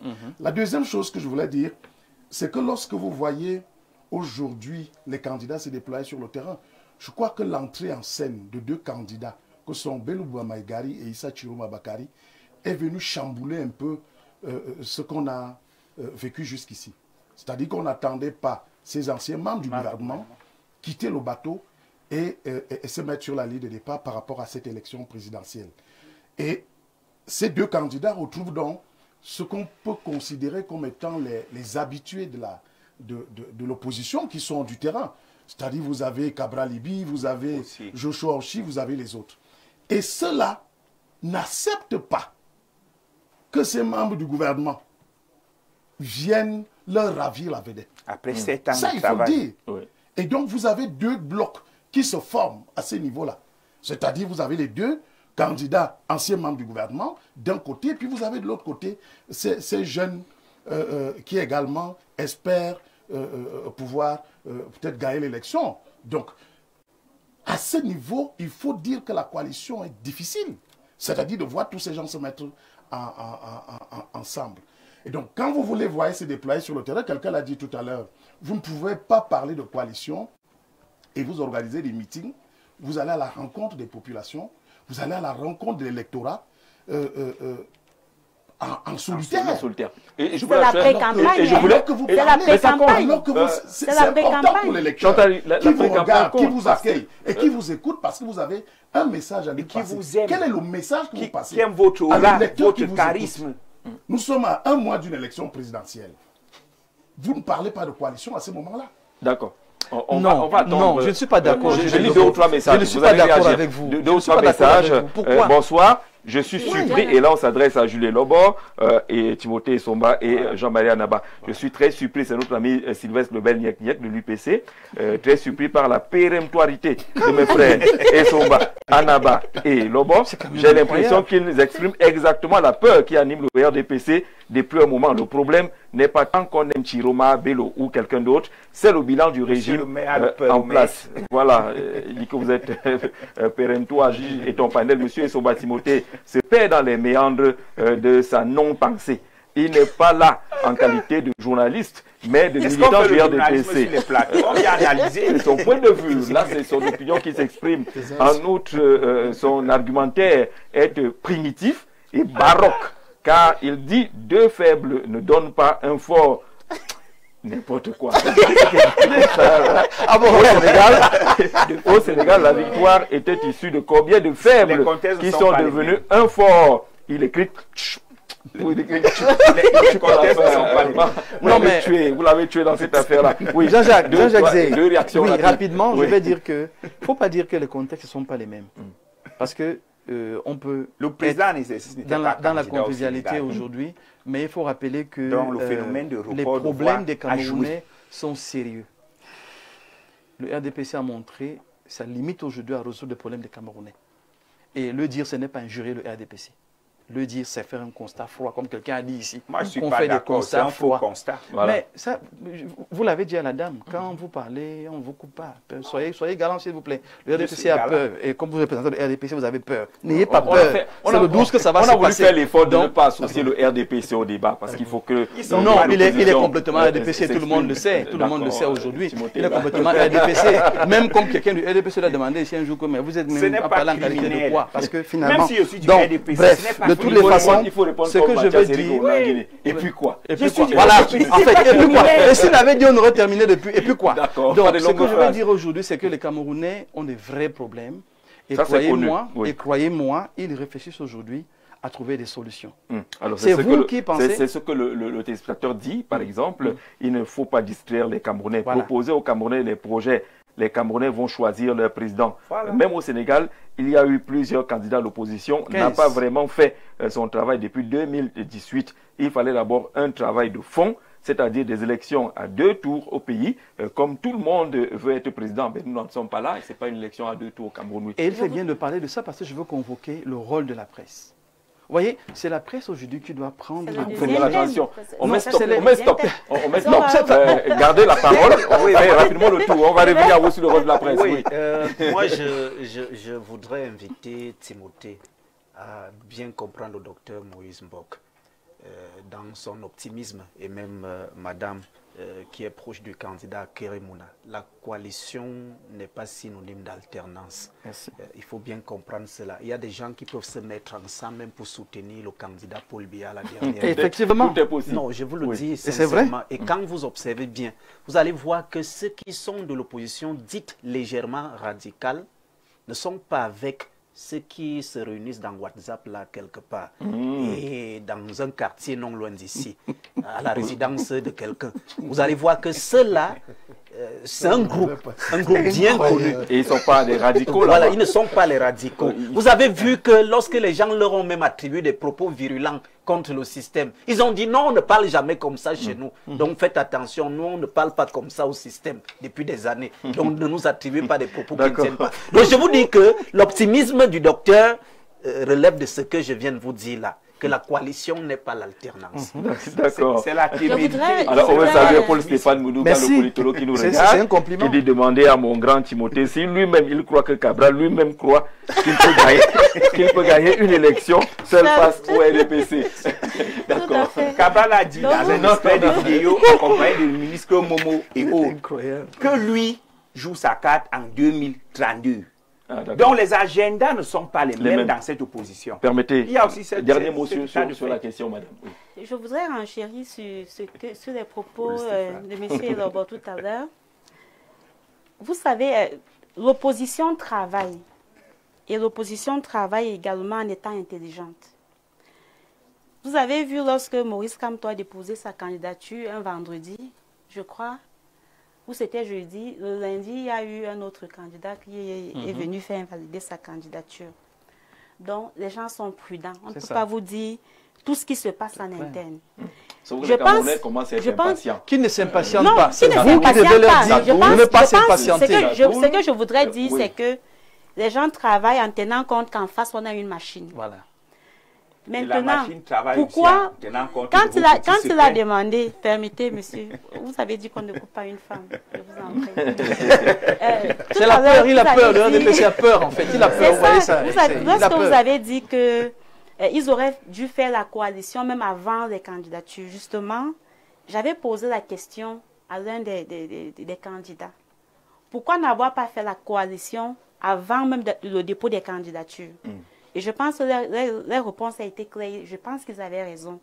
Ils disent, il faut qu'on dépose d'abord nous tous, parce qu'avec le système qu'on a en face, si on fait une coalition tout de suite, on dépose, maintenant on vient, on rejette cette candidature unique. Vous faites comment?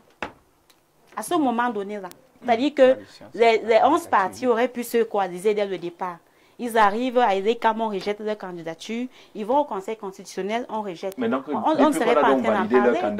Maintenant, donc, en interne, les travaux sont en train de se faire. Ce qui est sûr, c'est que les choses sont en train de bouger. Et je rejoins le docteur Mbok.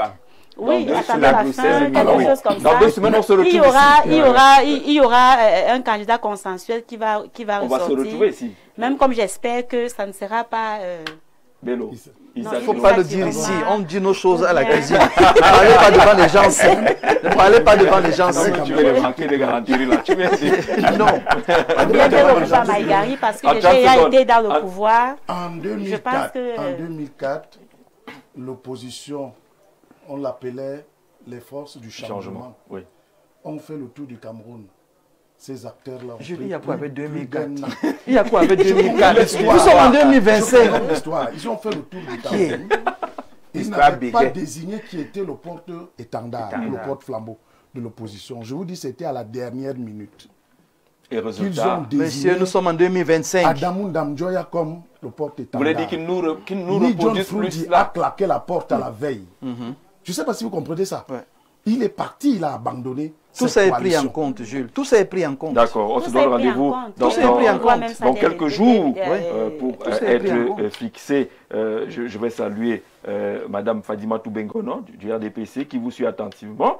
Il vous salue d'ailleurs. Bonsoir à vous, illustres panélistes. S'il vous plaît, dites à mes amis avec Z sur le plateau que le RDPC inscrit et travaille pour cette élection depuis le 1er janvier 2019. Rendez-vous le 12 octobre 2025. Je sais pas, Jean-Marie, tu as fait un peu de coup de musique. Et, coalition, et puis il y a quelques notes là. Et en bas, tous les cas. Mais c'est Jules qui alimente ça. Parce qu'il fait que rentrer. Avançons, monsieur, avançons. Nous saluons Avançons, aussi la dame. Hein, et avançons et parlons justement des médias. Maintenant, il y a eu cette rencontre entre Elections Cameroun et les médias. Jules, vous y étiez, le club non. Non, il y a un de mes collègues qui était convié à cette rencontre-là. D'accord, d'accord. Jean-Marie était. C'est une réponse aux cinq Non, questions. Si c'est pas oui, on continue. Si oui, on avance. D'accord, Cameroun Tribune a titré sur cette réunion. Est-ce qu'on peut avoir la une du quotidien à capitaux publics, Cameroun Tribune, qui parle de responsabilité, pratiquement sur la forme impérative dans le cadre de l'élection, l'impératif de responsabilité médias et présidentielle. Oui. Quelle lecture, Dr. Ben, Mok? J'achète cette une parce que il est question ici, et je voulais le dire avant que vous ne me coupiez, que Non, c'était en réserve. les médias, tout à fait, les médias, c'est juste pour vous taquiner, les médias sont dans l'obligation de respecter les populations. Et respecter les populations, c'est d'éviter les partis pris. Respecter la souffrance des populations, c'est d'éviter d'avoir des choix nombrilistes. Au lieu de poser réellement sur la table ce que les 11 autres proposent. Si les médias ne font pas ça... Les médias ne s'occupent pas du 12e, de l'autre. Le candidat, lui. 12e, c'est naturel. Il n'est pas candidat. C'est-à-dire que si vous imaginez, si le président, en fait, l'équipe de campagne du RDPC appelle Jules, ce ne sera pas une question. Mais si moi je l'appelle, ça va être une question. Laquelle? Vous êtes qui? D'accord. Votre base est où? Oui. Et vous avez combien? Ah, il y a Il combien sait. sur ça? Bon, c'est pour dire que, et on peut dire comme ça pour rire, mais vous Oui. savez que naturellement, je les professionnels, mais il y a d'autres médias qui vont commencer à pinailler, à résister et à vous dire non, on veut les faveurs du système. Donc on ne veut pas permettre aux autres de communiquer. Le média est un éducateur social et il est obligé d'être juste dans sa diffusion de l'information et même, j'ai envie de dire, l'élégance dans la communication de ce qui lui est donné. Chacun de ces partis a un projet de société, mais on en parle très peu. Et les médias qui en parlent, c'est pour injurier. Comme c'est ce qu'ils racontent là, mais c'est du déjà vu. Mais comme si celui du 12e n'était jamais vu. C'est du déjà vu, on ne réinvente pas la roue. Que ce soit le RDPC, Tout en que ce soit espérant qu'on a pu les faire la autres. différence entre les panélistes et les journalistes. Parce que les panélistes, c'est eux qui viennent dire que vous... Tout ce que Non, vous non, dites là, moi je c'est suis pas au les niveau des journalistes, médias, en moi tout je ne cas. parle pas des Oui. panélistes. Je suis au niveau des médias parce que c'est les médias qui sont interpellés. Et Timothée l'a dit, ce n'est pas sur le plateau qu'on est journaliste. Ça, je suis bien d'accord avec lui. C'est-à-dire que vos unes, vos débats, vos journaux doivent refléter la réalité de ce qui se passe sur le terrain. Si moi, de l'opposition, je vous dis, nous sommes en train de travailler, ne me ramenez pas en 2004. Nous sommes en 2025. Prenez ce que je vous dis pour 2025 et on évolue. Si je vous dis que Issa Thiron Bakary est sérieux et veut apporter du bien au Camerounais, prenez ce qu'il vous dit et on avance. Si un candidat vient vous dire, et Timothée une fois de plus l'a dit, un candidat vous dit que je suis capable de gagner, prenez ce qu'il vous dit d'abord. Donnez son information. Et puis le reste, c'est sur le terrain que ça va se décider. Une fois que les médias, il y a les chroniqueurs, les analystes et autres là qui donnent leur point de vue. Quand vous présentez il y a des gens le journal, personnels. Non, quand vous présentez le journal, c'est différent. Oui, c'est différent. Mais quand le journal déjà est présenté de manière parfois biaisée, ça existe. Ça existe. Ah, l'opposition, qu'est-ce qu'elle peut faire? Le titre est déjà compliqué. L'opposition, que peut l'opposition face au RDPC? Le titre est déjà biaisé. Donc, les titres doivent être revus de manière à ce que, et vous savez, en le faisant, même vous respectez le chef de l'État, qui a dit qu'il va être retenu comme celui qui a apporté la démocratie. Mais respectez-le, soyez juste dans ce que vous faites en tant que média. La notion convoquée par Cameroun Tribune, celle de la responsabilité, comment est-ce que vous la lisez, vous qui avez été très sollicité par les médias ces derniers temps, Chantal Alidaï? Je crois que ils ont sorti ce titre à juste titre, justement. Parce que qu'on le veut ou pas, les médias, c'est le quatrième pouvoir. Ailleurs, en Occident, comme aux États-Unis, c'est les médias qui sont parfois les faiseurs de rois. Oui. C'est eux qui, par exemple, dans leur façon de traiter l'information, font en sorte que, par exemple, un candidat peut facilement être choisi. Ailleurs, vous acceptez. Ailleurs, oui. Si on le fait ici, vous allez commencer à trouver que non, ils ne peuvent pas le faire. C'est-à-dire qu'ils font le travail de manière véritablement, comme le disait le docteur Mbok tout à l'heure. Mais ici, au Cameroun, il y a trop de freins. C'est-à-dire les médias sont parfois, on a l'impression qu'ils sont pro-RDPC. Presque tous. Pas que. Ennemis de l'opposition. Parce que si c'était que pro, c'était bien. Mais ennemis de l'opposition. Qu'il soit pro ou pro, c'est pas notre problème. C'est devenir ennemi. C'est devenir ennemi de l'opposition. C'est votre lecture. On n'a pas la femme. Parce que nous sommes ensemble, vous savez. Je crois que les médias ont véritablement leur carte à jouer. Ils ont leur mot à dire dans cette élection. Et je pense que si les médias même s'impliquent comme il le faut, au travers de l'accompagnement des différents candidats, au travers de l'information juste qui va être donnée, le changement pourra se faire. Donc les médias doivent militer pour le changement, ils doivent également parce que... Les médias militants. Des médias militants. Pour le changement. Oui. Mais quand un média milite pour la continuité, ça devient un problème. Non, mais vous-même, vous n'êtes pas fatigué, monsieur Jean-Jacques. Ça fait 43 ans que nous souffrons. Ça fait 43 ans. Vous comprenez un peu. Il faudrait qu'on essaye de voir autre chose. Parce que nous ne voulons pas que le Cameroun brûle. Quand il brûlerait pourquoi le Cameroun? Non, mais ne faites pas comme l'autruche. Moi, je vois pas le feu. Non. En réalité, peut-être parce que vous avez un salaire. Mais vous ne savez pas qu'au nord particulièrement, il y a des gens qui vivent avec moins de 30 000 francs le mois. Même à l'est. Hein. Même à l'est, bon, peut-être qu'ils ont des champs, je ne sais pas. Peut-être même pire. Et est-ce que c'est donc normal comme cela? Mais le Cameroun ne brûlera pas pour autant. Non, les gens sont fatigués. Les gens ont besoin du champ. Non, justement, c'est ça la différence. Vous voyez, ce que je veux dire, c'est quoi? C'est que je voudrais commencer même par les candidatures, le nombre de candidatures qui a été déposé pour ces présidentielles. Les gens se sont plaints de 82 candidatures. Oui. Je refuse peut-être d'être le porte-parole de tous ces candidats recalés. Il y avait beaucoup qui n'avaient même aucun document dans leur dossier.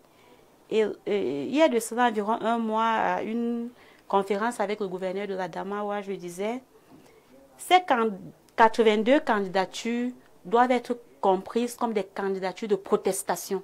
S'il y a 12 qui sont retenues, je peux dire les 70 autres. Ce sont des candidatures de protestation. Pourquoi? Parce que les libertés sont tellement bafouées au Cameroun, les injustices ont atteint un niveau inconcevable.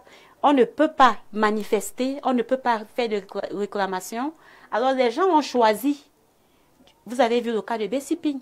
Je suis sûre que si vous interrogez chacun des candidats qui est venu déposer sa candidature, par exemple le jeune candidat de 26 ans. Sur le point Bessiping, vous tirez un coup de chapeau aux médias. Bien sûr. Ça, au moins. Hein? Tout à fait. Ah, d'accord. C'est de ça que je parle justement. Donc, les gens cherchent comment ils vont faire pour s'exprimer, justement pour que le feu ne puisse pas prendre. D'accord. Ils ont utilisé par exemple cette voie-là. Les gens souffrent, ils ont besoin de changement.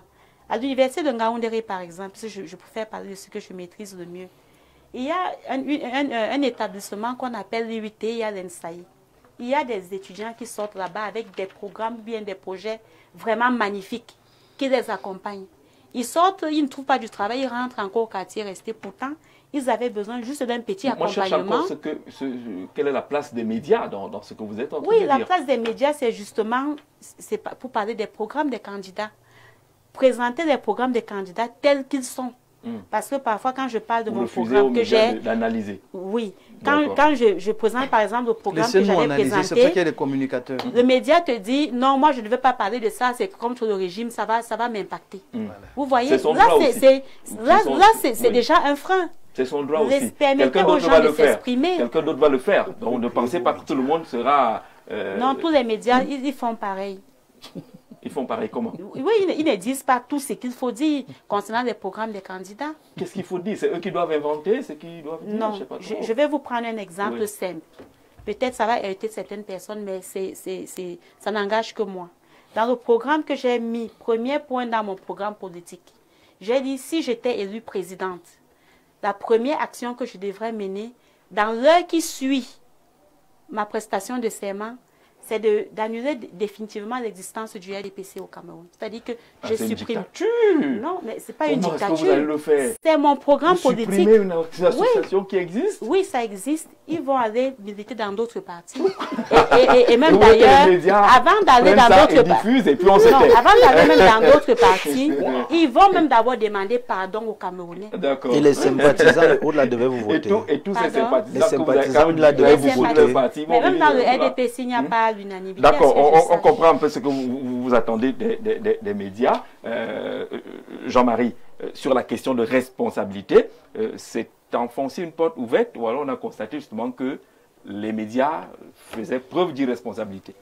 Non, d'abord il faut comprendre la raison d'être du conclave d'hier, organisé par la Direction générale des élections de l'ECAM. Vous savez que les élections se suivent mais ne se ressemblent pas.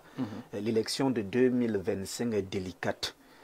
Elle n'est pas comme les élections précédentes, voyez-vous, avec tout ce que nous avons dit dans le premier sujet ici, dont la Direction générale des élections a pensé, selon les invitations que nous avons reçues en tant que journalistes, qu'il fallait mettre en place ce qu'on appelle café et l'ECAM et médias.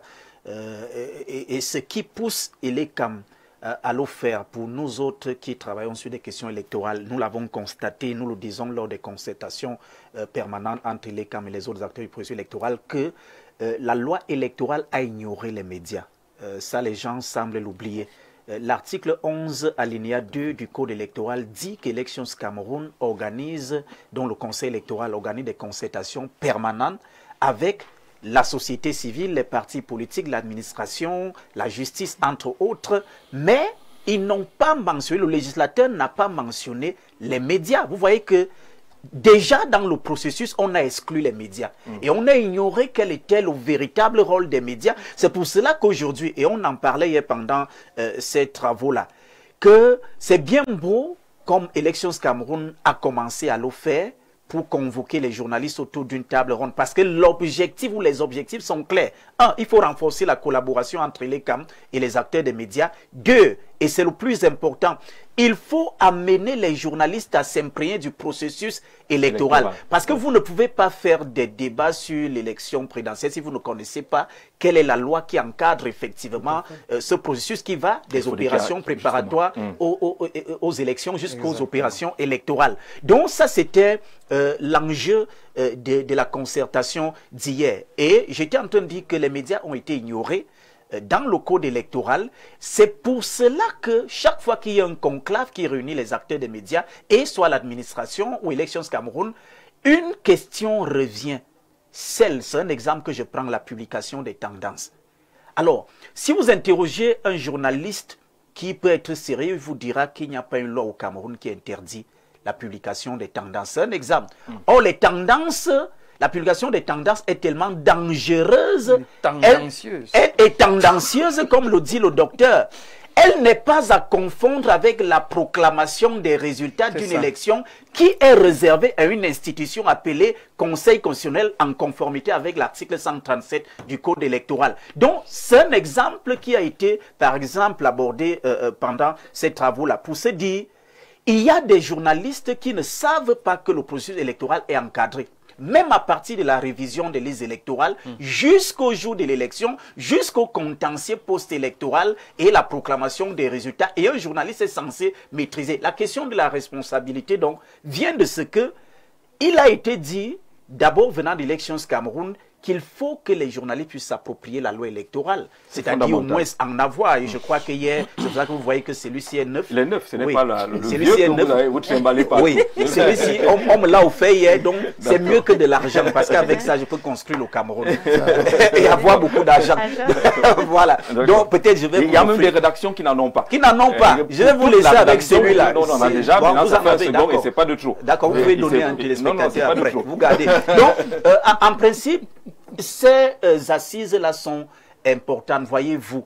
Parce que dans les rédactions, contrairement à ce que nos amis acteurs politiques disent, vous êtes ici à Info Télévision, vous avez une ligne éditoriale. Et par derrière la ligne éditoriale, parce que ceux qui ne comprennent pas la ligne éditoriale, là, il faut qu'on comprenne bien que là-dedans, on met celui qui paye aussi le salaire de Jean-Jacques Zé. N'est-ce pas? Un peu. Non, il faut être clair, parce que les gens ne le comprennent pas. Là-dedans, il y a celui qui paye le salaire de Jean-Jacques Zé, il y a celui qui paye le loyer d'Info TV, il y a. Mais cela n'engage pas le journaliste qui est à l'antenne. Et vous avez la loi sur la communication sociale de 90 qui est très claire là-dessus. Nous devons respecter l'éthique et la déontologie. Mais par contre, l'éthique et la déontologie que nous pratiquons au quotidien est plus rigoureuse lorsqu'il s'agit d'une élection présidentielle parce qu'elle a ses règles et qui sont contenues dans le document que je viens de vous donner, à savoir le code électoral. Vous devez savoir que, lorsque l'article 113 de la loi électorale a dit que le dépouillement, que les résultats acquis dans le bureau de vote sont communiqués, on ne vous a pas dit que c'est vous qui proclamez les résultats de l'élection. On dit que d'ailleurs, dans les bureaux de vote, il y a les représentants des partis politiques qui sont là, en dehors des scrutateurs qui sont désignés à cet effet. Ce sont eux qui doivent être les témoins et le public qui est là, qui assiste au dépouillement. C'est pour cela qu'on parle de rendre public. Oui. C'est-à-dire que le public qui est là, on ne ferme pas les portes du bureau de vote au public parce qu'il vient assister. Mais on n'a pas dit aux journalistes d'aller dans les groupes WhatsApp et aller à la radio dire que c'est Akire Mouna qui a déjà gagné Paul Biya ici à l'Ouest. Préparez-vous. Donc, ce sont des petites notions qu'il faut prendre au sérieux. Et la responsabilité dont vous parlez est donc un impératif, comme le dit Cameroun Tribune. Parce que si les journalistes prennent au sérieux et se disent que, et d'ailleurs nous le disions hier, il y a des journalistes qui ne savent pas que si votre cœur bat plus fort, comme celui de Timothée et Somba Abena, comme je l'ai entendu ici, pour le RDPC, si vous êtes en radio ou en télé, comme nous dans l'audiovisuel, vous devez vous retirer pendant une période sensible comme celle-ci. Et ceux qui nous suivent de temps en temps verront que nous autres, le simple fait, non, écoutez ce que je vais dire l'important, écoutez ce que je vais dire. Sur le cœur. Le simple fait, oui, sur le cœur, le simple fait que les gens nous soupçonnent, je dis bien, nous soupçonnent par rapport à nos positions comme Info TV. Ça a poussé même nos patrons à nous dire désormais les débats du matin qui ont trait à l'élection présidentielle, vous mettez un autre collaborateur et vous n'intervenez pas. Et nous sommes très à l'aise avec. Parce que ce qui se passe, c'est que lorsque quelqu'un vous voit, et c'est ce que Timothée et Somba Ben expliquaient tout à l'heure, lorsque je suis invité ici, je donne mes positions sur les questions électorales. Je peux même vanter les mérites d'Elections Cameroun. Vous ne savez pas pourquoi je le fais au-delà de construire le Cameroun. Mais lorsque je suis sur les antennes de Royal FM, je suis le journaliste Jean-Marie Anaba qui dirige des émissions. Mais au sein de l'opinion, il y en a qui disent que, comme je l'ai vu Info TV hier, en train de vanter les mairies d'Elections Cameroun, conclusion, il travaille avec Elekam, qui est un organe indépendant et qui serait l'antichambre du RDPC. Donc, il est un gars du RDPC. Et ça peut donc pousser des gens à se dire, pour la paix donc, et la stabilité du pays, pendant une période comme celle-là, vous, Jean-Marie Anaba, vous pouvez vous retirer de certaines tranches de façon précise pour qu'il n'y ait pas cet emballement. C'est une bonne option du management de Royal FM. Je crois que les autres médias également doivent le comprendre. On a vu des concerts à la CRTV également se retirer parce qu'on a connu le cas chez Tabilé, directement concerné par la candidature de son époux. À un moment donné, c'est difficile de tuer le cœur. Le cœur peut vous rattraper même quand vous voulez rester professionnel. Alors, est-ce qu'on a l'impression, après avoir écouté certains qui représentent un peu les forces politiques, qu'on se méfie des médias au Cameroun? Oui, ce qu'il faut dire, c'est que je crois que ce que Jean-Marie venait de dire, on n'a pas intégré véritablement le rôle des médias. C'est-à-dire que aujourd'hui, on pense que les médias doivent être relégués au calendrier grec. C'est-à-dire quoi? Quand on a tout organisé, c'est là où on pense que il faut la communication, il faut la presse. Les partis politiques et donc c'est ça le véritable problème. Et dès qu'il y a des dérapages ou des dérives, on commence à parler de l'irresponsabilité des médias. C'est ça le véritable problème. Alors, je voudrais revenir sur ce qui a été dit tout à l'heure. Quand on accuse les médias de critiquer, Jean-Marie l'a dit tout à l'heure, parlant des lignes éditoriales. Il y a des médias qui ne seront jamais d'accord avec vous, qui cherchent toujours la petite bête. Peut-être pendant la période électorale, si vous ne l'avez pas permis d'avoir votre programme ou des informations venant de votre mobilisation, de votre déploiement sur le terrain, ces médias-là ne pourront pas parler de vous. Et vous aurez l'impression que c'est des médias qui ne sont pas avec vous, qui sont contre vous. Sauf qu'ailleurs, c'est toléré. Les médias qui sont de gauche ou de droite, c'est connu. En Côte d'Ivoire, si vous êtes vert, on sait à quel bord politique vous appartenez. Si vous êtes orange, on sait à quel bord politique vous appartenez. Tout à fait, je suis d'accord avec vous. Le problème, c'est notre loi de 90. Mais ce que je voudrais quand même dire, c'est que dès que vous critiquez un acteur politique, on dit que vous êtes du pouvoir. Vous êtes proche du RDPC. C'est la façon. Parce qu'aujourd'hui, vous avez... Il y a une façon aussi. C'est le constat. Pas la critique. Il y a la façon. Moi, je ne suis pas du côté de le constat que je fais. RDPC. Et si vous avez remarqué, surtout au niveau de l'opposition, dès que vous critiquez un acteur politique de l'opposition, ça devient un problème. Vous avez certainement suivi, il y a quelques jours, la une d'un magazine qui a fait couler beaucoup d'encre et de salive, où on a... Parlant de l'opposition, vous avez suivi ce qui a été dit.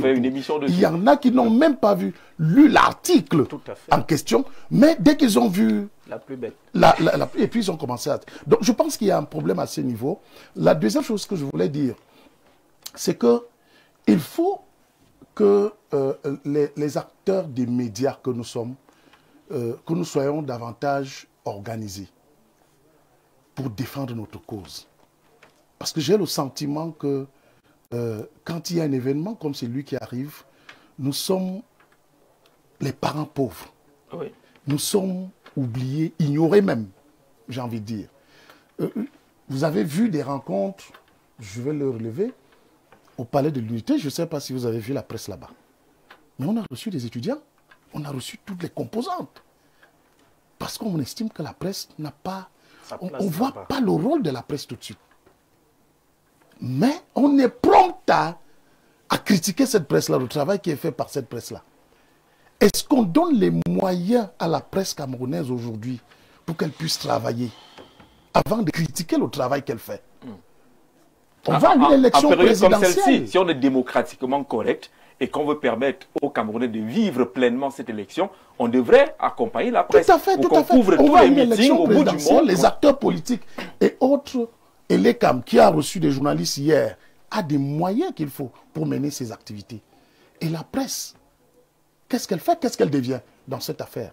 Donc je pense qu'il y a un problème. Il faudrait que nous, les journalistes, nous, les acteurs des médias, qu'on monte au créneau pour défendre cela.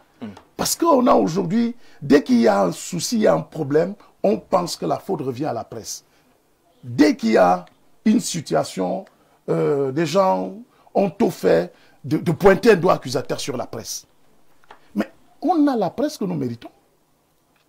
Nous avons la presse que nous méritons parce qu'on ne donne pas les moyens nécessaires à cette presse pour qu'elle puisse se déployer. Elle n'est pas prise en compte dans le cadre du processus électoral. On ne sait pas quelle enseigne on inscrit. Il y a même eu des partenaires qui sont venus pour former les journalistes. on a entendu les gens critiquer cela. Vous dites que former à la couverture d'une élection, c'est des nécessités qui appellent également à ce que les moyens soient... Et parfois, dès qu'on a fini de former, ces journalistes, qu'est-ce qu'on fait? On ne leur donne pas les moyens pour aller travailler. Oui, la formation, elle est là.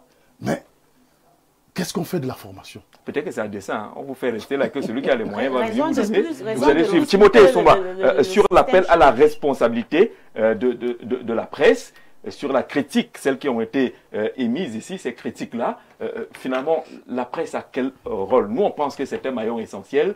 Moi, j'ai l'impression que pour beaucoup, ce n'est pas ça. Il y a un chef d'État américain, Thomas Jefferson, qui a dit, si je devais choisir entre les gouvernants sans les journaux ou les journaux sans les gouvernants, je n'hésiterais pas à choisir les journaux. C'est pour montrer à quel point la presse est un maillon essentiel, seulement sur deux aspects. L'agenda setting. La presse est capable de faire, sans dire au peuple comment ce qu'il doit penser, mais la presse est capable de vous dire ce à quoi vous devez penser. Vous avez relevé tout à l'heure le cas BCP. C'était un chorus spontané de la presse. Et ça fait que les Camerounais s'y intéressent. Pas la fonction de la spirale de silence, qui sont des théories en communication. La presse est capable de faire qu'un sujet en dormance éclose au grand jour et que les gens parlent. Il y avait les cas de violence faites aux femmes. Mais il a suffi qu'un journal titre à la grande une pour que les autres prennent et que les femmes commencent à raconter leur histoire. C'est pareil en période électorale. Mais je mets un petit bémol sur cette une que moi je ne partage pas, parce que la presse est une entreprise. À partir du jour où on a dit que la presse est une entreprise, qu'on laisse les entrepreneurs rentabiliser leurs entreprises. Vous voyez, ils étaient à l'ECAM. Combien étaient-ils à l'ECAM? Comment ont-ils été même pas 5 ans. Comment ont-ils été invités? Comment ont-ils été invités? Moi, je n'y étais pas. Même ses moyens. Moi, je n'y étais pas. Je n'étais même pas au courant. Le casting, c'était sur la base donc, de quoi? Il y a des petites coteries, des réseaux qui organisent des petites réunions entre copains et coquins. Non, non, c'est mon avis. Je n'ai pas dit que c'est ce que je n'ai pas dit que c'est ce que les Camerounais fait. Cet aspect. Je n'ai pas dit parce qu'il y a le DP Jules Brice Ngaba qui était là-bas. Je ne sais pas s'il a un point de. Je ne sais pas. Je n'ai pas parlé de l'ECAM.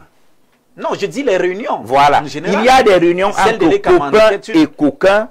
Ça a commencé même avec, je préfère même pas parler de ça parce que ça m'avait déjà valu des problèmes. Un jour, je laisse. Donc, il y a un système de réseautage qui fait que laissez la presse tranquille. Parce que le travail sera difficile pendant la présidentielle. Il y a un parti politique qui est capable d'organiser 360 meetings, le RDPC pour ne pas les citer, le même jour, à la même heure. Les autres seront où? Je vais remplir les pages de mes journaux, des meetings du RDPC ce jour-là. Et ce ne serait un tort causé à personne. Est-ce que la propagande est interdite dans la loi camerounaise? Non. Qu'on laisse chaque entrepreneur de presse rentabiliser son entreprise. Parce que c'est ce que l'État a voulu. Où est la subvention?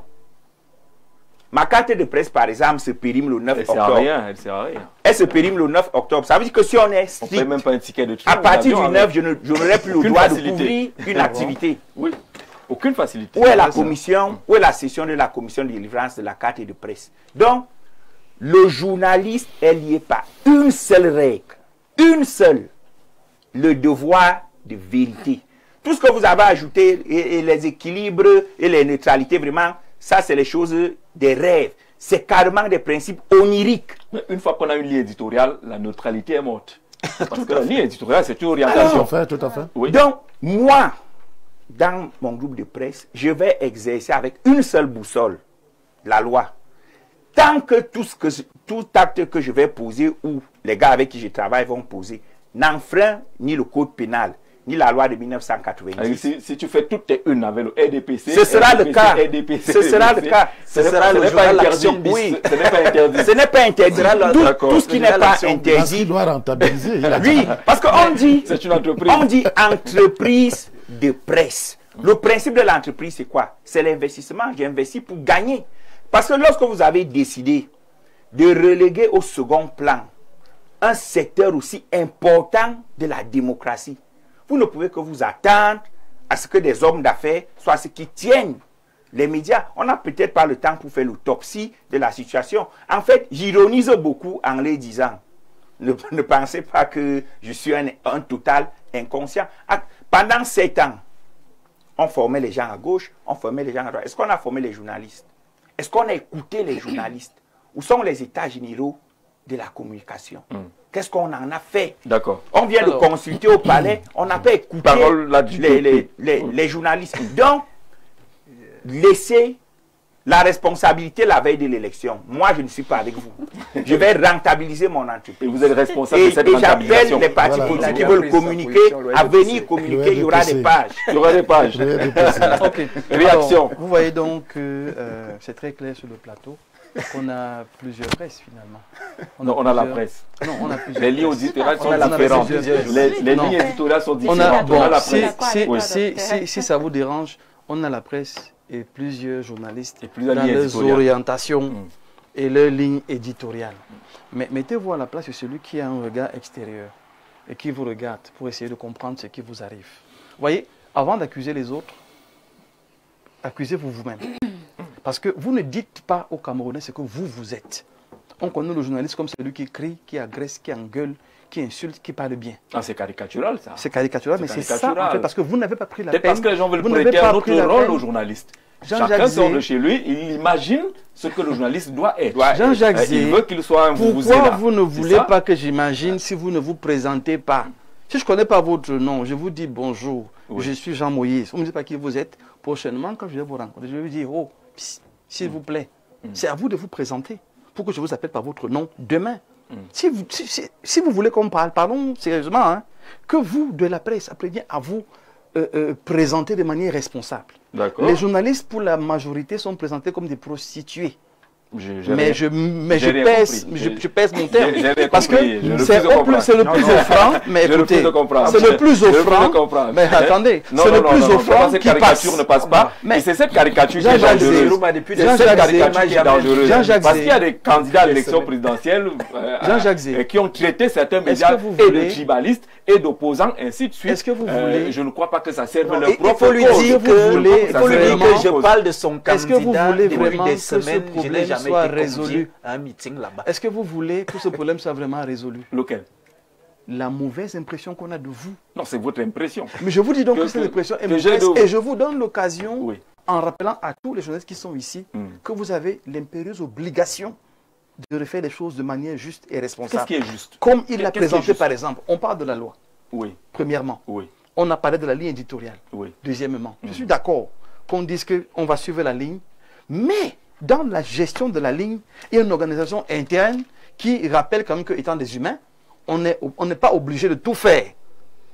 C'est de ça que je parle, Jean-Jacques. Parce que quand un journaliste a déjà une position et vient mener un débat avec une position, croyez-moi, il va mal mener ce débat. Parfois, c'est celui qui est au débat qui pense que le journaliste a la position. Et à la fin... Oubliant que le journaliste, il relaie parfois l'opinion publique de la rue. Jean-Jacques, vous parlez de vous, Jean-Jacques. Non, je parle des journalistes. Non, je dis vous parlez de vous, on peut vous compter. Je réponds. On peut vous compter, vous êtes un petit nombre qui savait garder votre ligne, la ligne du débat sur un plateau. Je peux compter Jules également que j'ai suivi plusieurs fois. Et naturellement, mon jeune frère. Mais ce que j'essaie de dire ici, n'ayez pas l'impression qu'on tape sur vous. Quand je parle sur les médias, et Timothée le sait, je suis l'un de ceux qui appellent à ce que la presse soit financée. Je suis l'un de ceux qui disent qu'on ne peut pas commencer une campagne comme celle-ci en allant dire à l'étranger 50-50 et 100%. Pourtant, on a une presse camerounaise. C'est moi qui ai commencé à parler de ça. Donc, juste pour vous dire que la presse camerounaise, aujourd'hui, a des professionnels mais qui ne savent pas se présenter aux populations. Et tombent dans le piège, parfois, d'être des panélistes où on parle du chien et du chat et on insulte à tue-tête et on finit par les confondre. Donc, je sors en disant simplement que il y a deux presses. C'est à vous de, et je l'ai dit, c'est à vous de régler ça en interne. Il y a la presse. Réglez vos problèmes d'abord en interne. Quand vous les aurez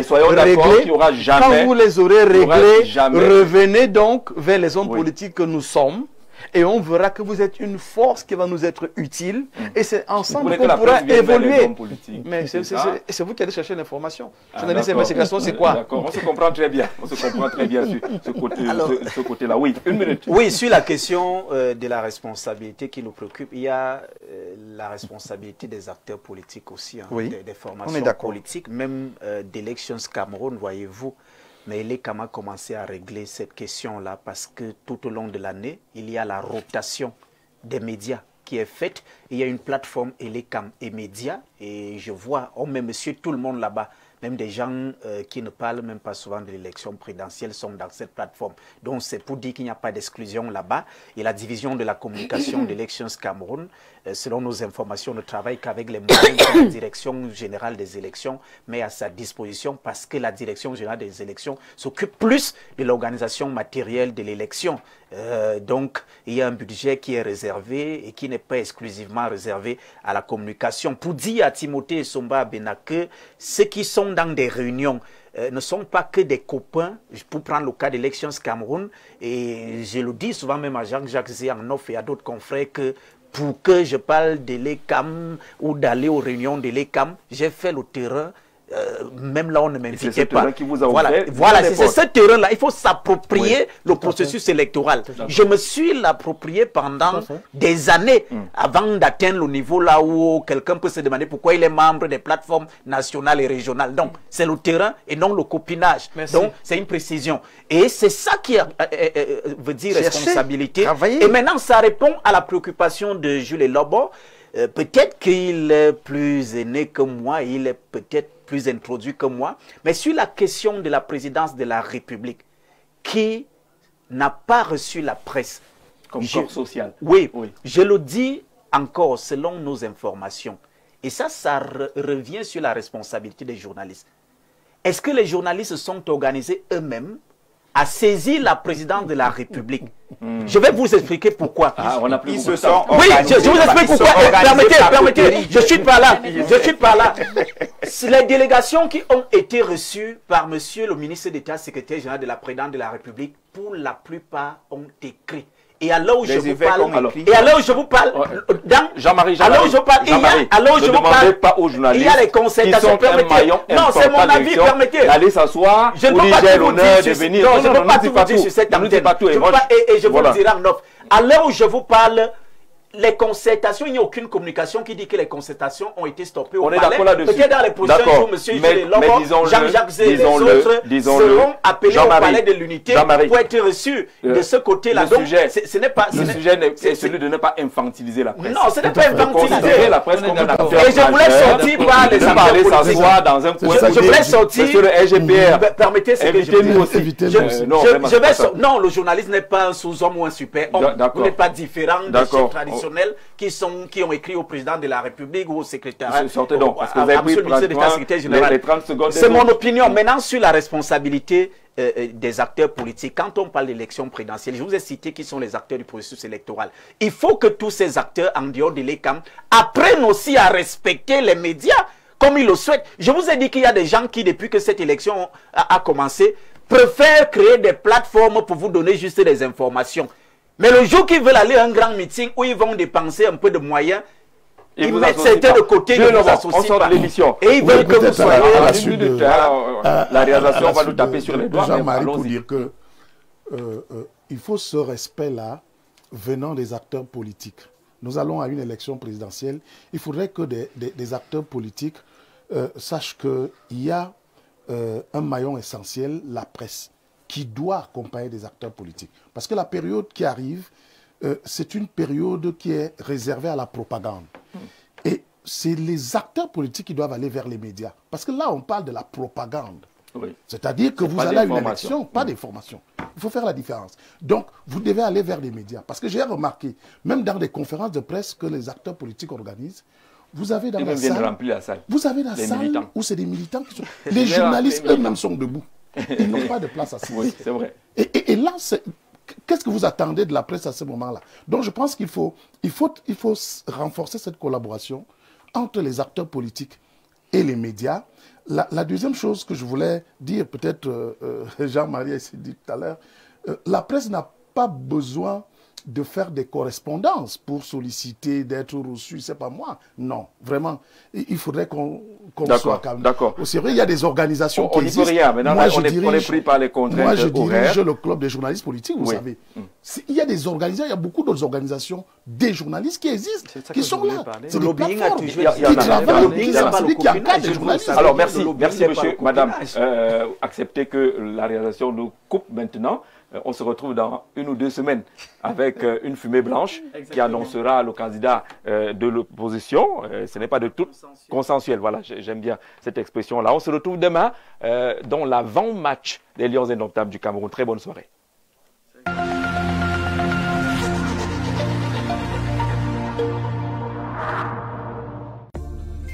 Institut supérieur La Majestueuse Ndazoua, votre école de métier, pôle d'excellence académique au cœur de l'innovation pédagogique, offre dans un campus ultramoderne et sécurisé des formations en cycle BTS, licence, master professionnel dans des filières